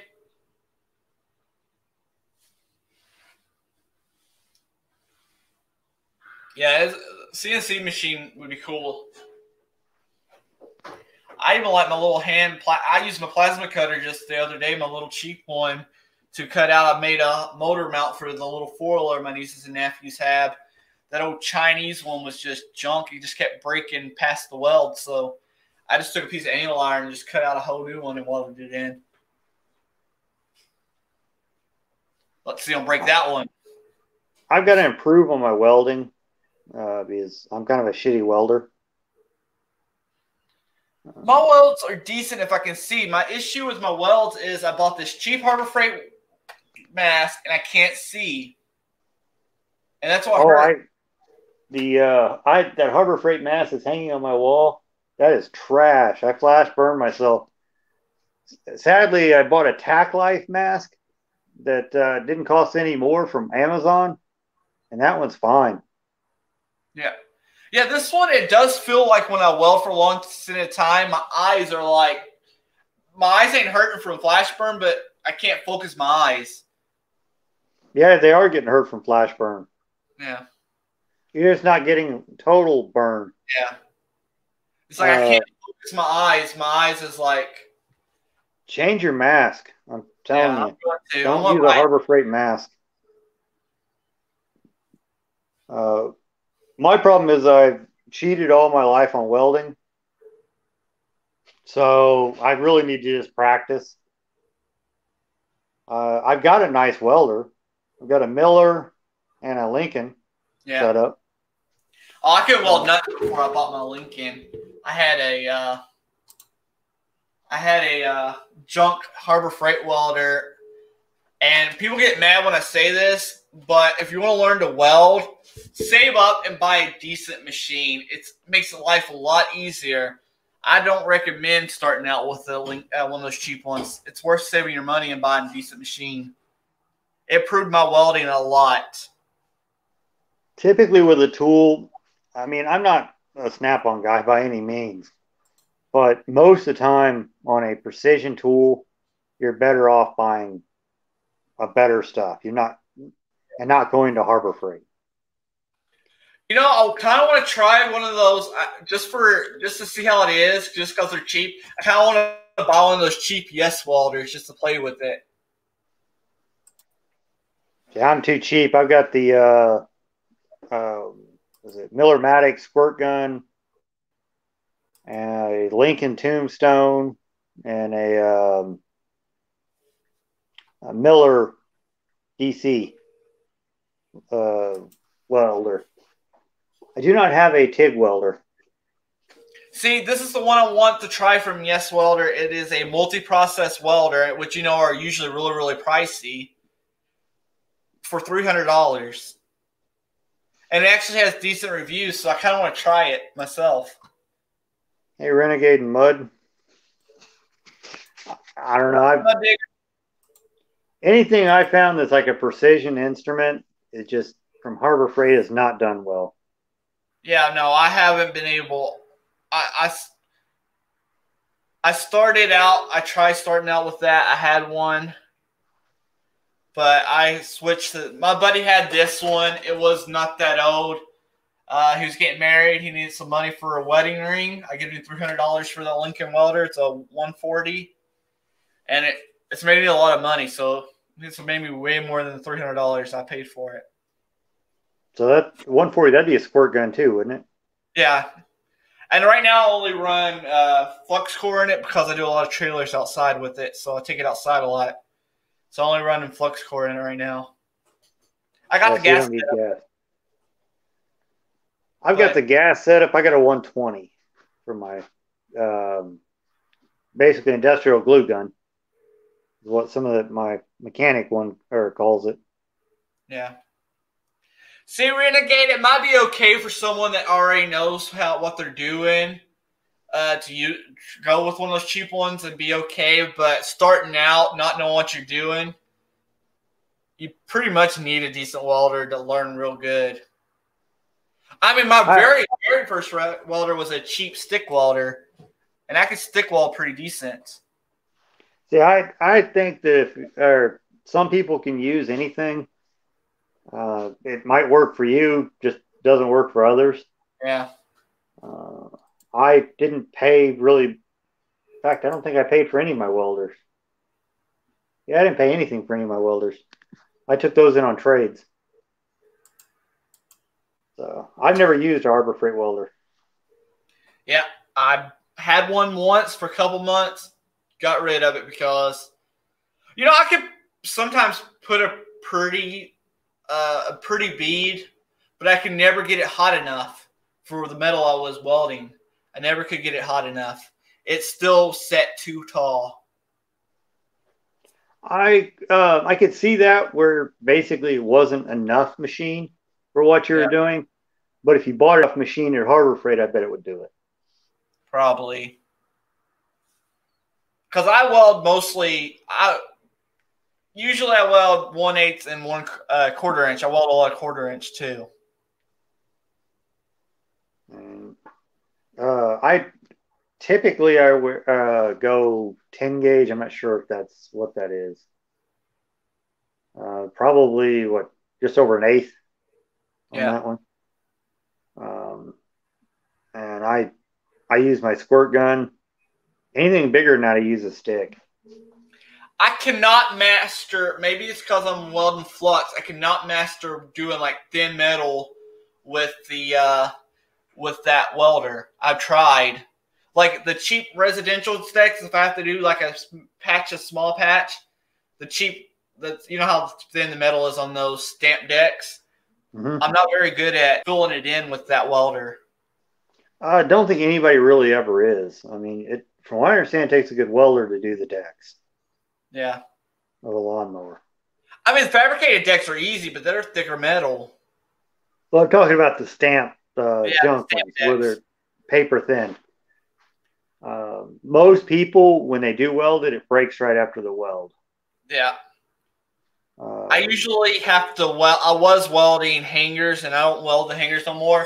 But I was welding at one time, welding a lot of hangers. They break it right at the hanger. But I won't even do it no more.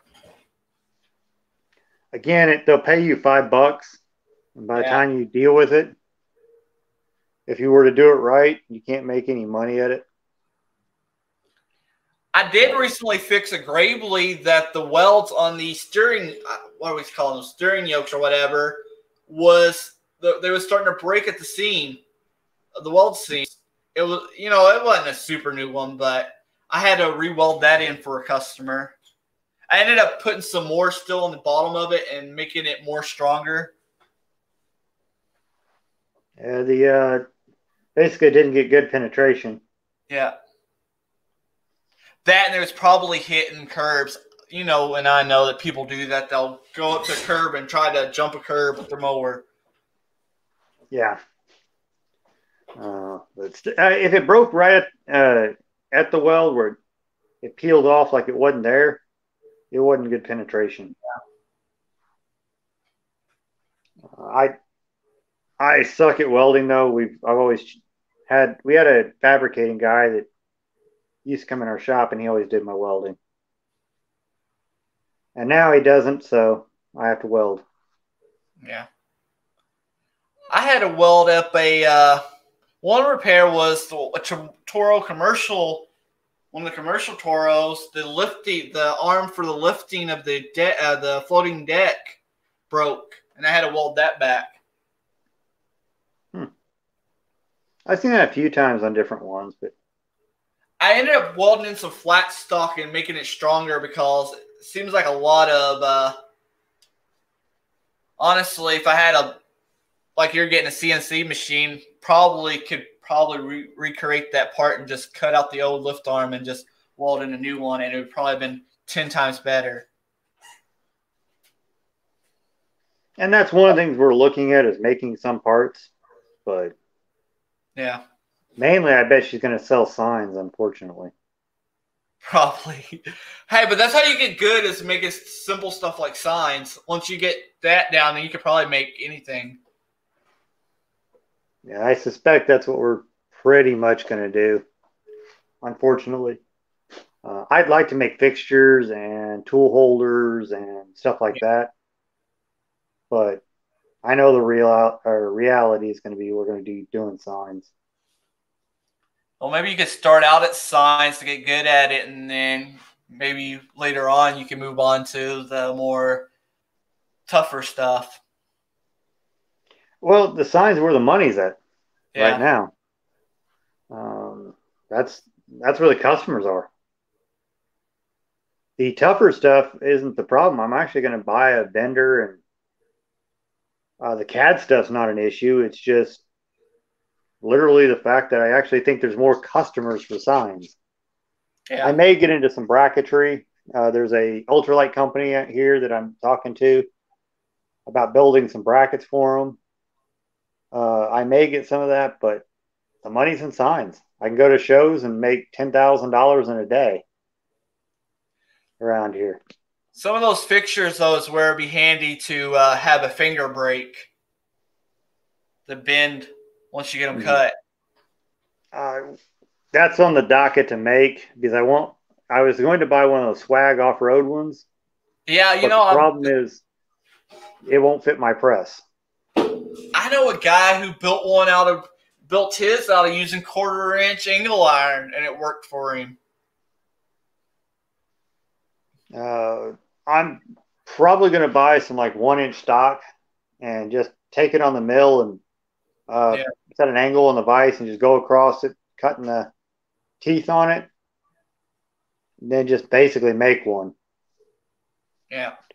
But I want to make one that fits my press because Swag Off-Road only makes them for the Harbor Freight ones, and the Made in the USA press I have is a little wider. You know, I'm having a hard time finding press other than Harbor Freight ones, unless I buy it at auction. I bought this little one, and this right here was a piece of junk. It's way too small. It don't even have power. That's a Gravely spindle. It didn't even have enough power to press that out.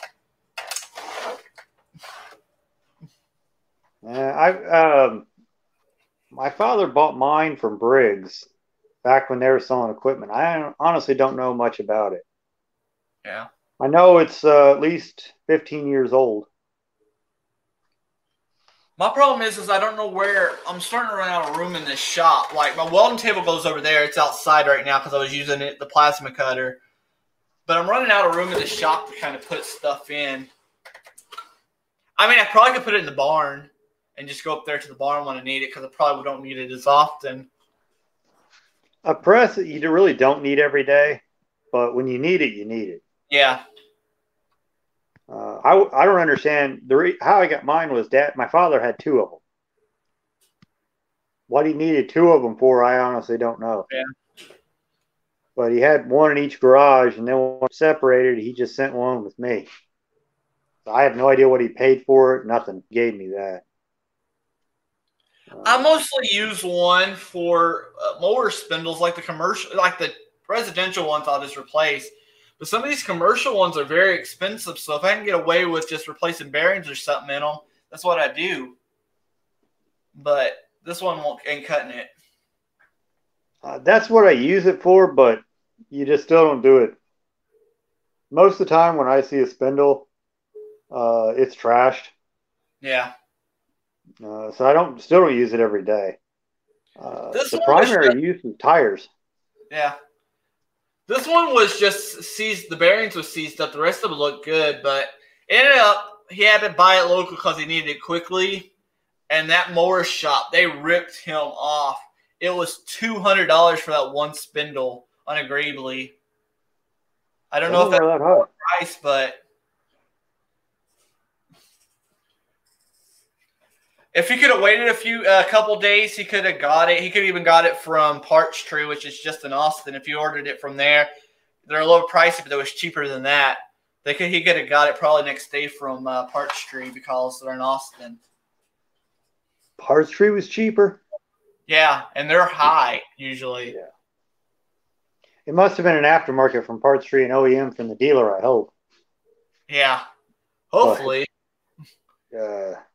Parts Tree is expensive. Yeah.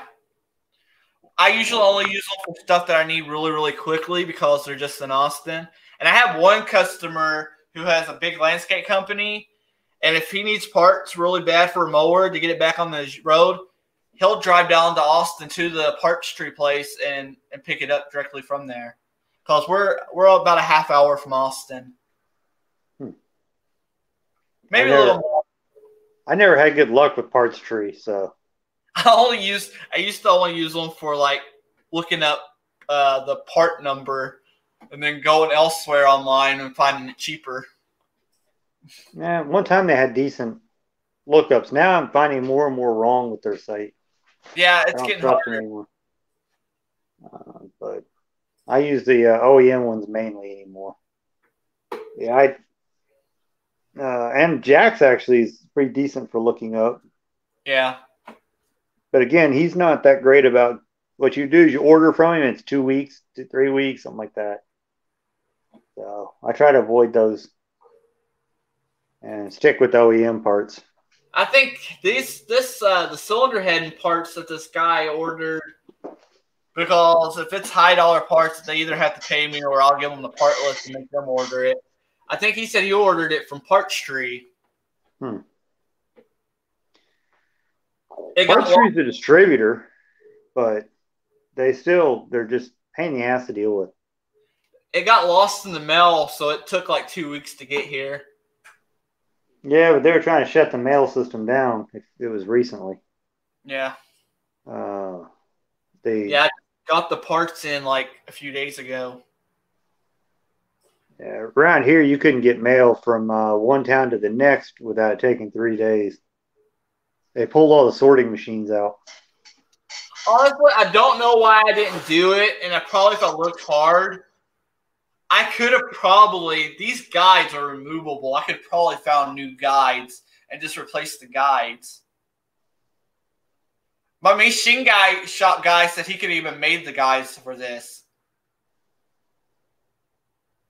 So I don't know why, but I talked to a customer about it. I said, "Do you want me to send it to the machine shop?" He said, "No, we'll just go with the new one." He wanted the new cylinder head, so we went with the new cylinder head. I'm not sure I would have trusted the machine shop to make the guides. Yeah. So he was probably better off. I don't remember what he paid for the cylinder head, but I know it was pricey. My phone is about to die here. I think I'm at like 5%. Yeah, I need to get out of the shop too. It's getting dark. I need to lock my shop up and head home into the house. And then probably finish up this grasshopper tomorrow and sit at home Monday. Is that the one where you had the electrical? No, that was the Gravely, where I swapped the engines out for a cooler.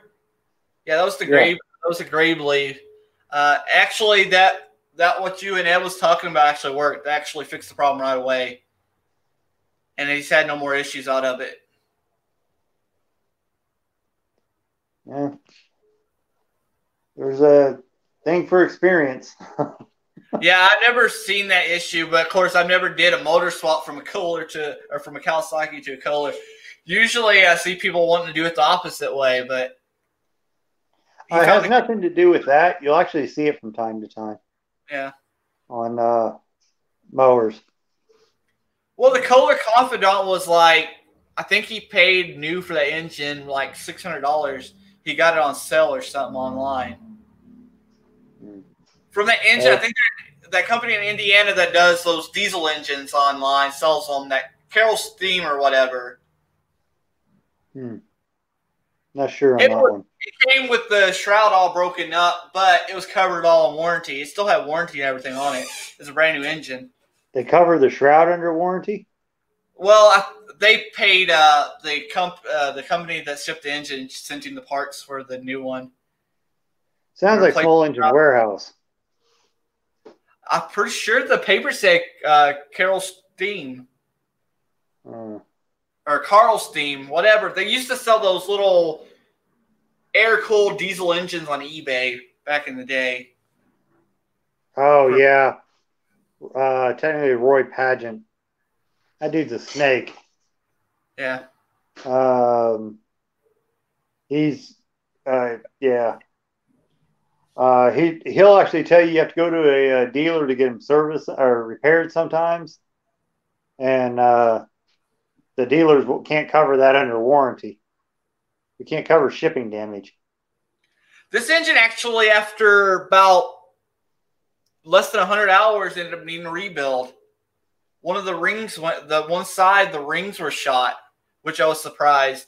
I didn't do the rebuild because it was still under warranty, so I was like, I told him, I said, you're better off taking it to the dealer for this. Why pay me when the dealer will cover this? So that's what he did. He's lucky it got through, because part of the reason that I hate that company is they'll sell you basically engines from teardown classes. Yeah. They'll buy the engines and send them out as new. A lot of times the warranties will get denied. Basically, that engine's probably been torn down 5-6 times for a class. Yeah. That's why the rings are shot. The others won't last that long. That was a teardown engine. Also explains the shroud being broken. We've even heard of them that had rags in them. Oh, wow. I know which is common. I've seen this a few times. So I know how to tear through the carburetor and everything when we first got it, called a packing hole. Packing hole was in everything. It was a mess. It was nasty. Yeah, that was a class machine. He sold you. Well, I guess it wasn't you. He sold your friend a trouble. Yeah. That engine's going to be trouble in its lifetime. It's been tore down probably 5-6 times. You probably had better luck at one of those cheap Harbor Freight engines on it. Very possible, but you can't get parts for those. So yeah. But yeah, he might have been better off with a Harbor Freight engine. That thing's going to be trouble for life. Too many guys have had their hands on it, and nothing's going to be torqued right. All your bolts are going to be stretched. I think this guy's about to retire. He was doing it with his son. He's in his 70s now, and he's still mowing yards. It was just a retirement job. He did it after he retired. And he's in his 70s now, cutting yards in 100-degree weather. So I can see him stop doing this in the next year or two.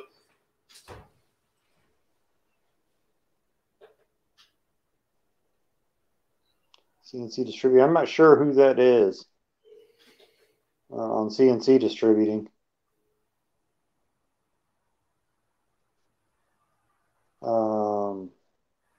Dealers typically going to be cheaper if they're set up right. Yeah. These electric. I mean, people don't understand, but these online places are actually a lot more expensive. Yeah, they are. Usually I only deal with them is when there's some of the dealers around here don't carry a lot of parts. Like Honda Honda engines, they don't carry a lot of parts for the Honda engines around here, which I don't know why, because a lot of the commercial guys had those GZV 160s around here. Everybody wants to use them. It's because Honda has no markup, and you have to buy 3 engines a year via stocking dealers. So what they're doing is unless you get under a certain dealer or a certain age at dealership, Honda's impossible to deal with. Luckily, I got my dealership from my father, and our dealership's 20 years old with Honda. Yeah. So basically, we got aged in, and we don't have some of the bullshit. But if you were like 10 years old with Honda, you got to buy 3 engines a year. Yeah. Yeah, we had you can't get parts. Plus, like if you buy a carb kit, it's $25, or you can buy a carburetor for $20. That's the weird thing is about Honda.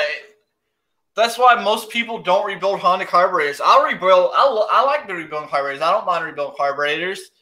You know, I'm not a part replacer, but when it comes to Honda, the price just ain't there. Replace it and be done with it.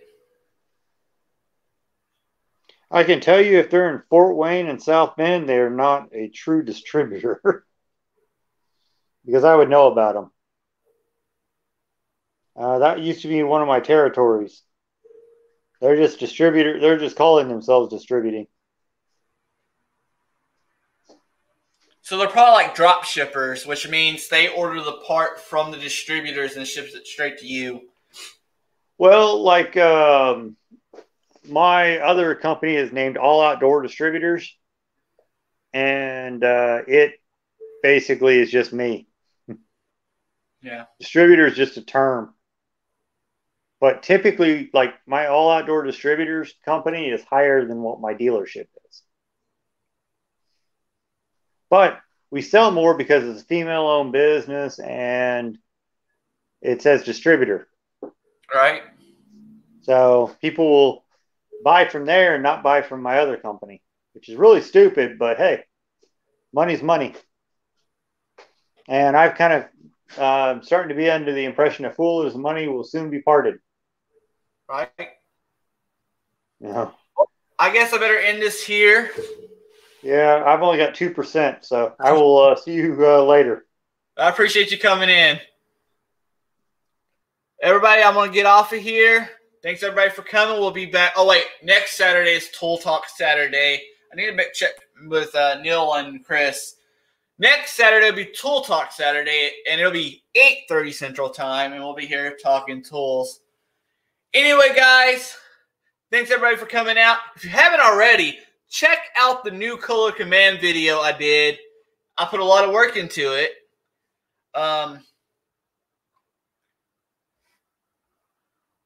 And, yeah. So, I'll see y'all in the next one. Later, everyone.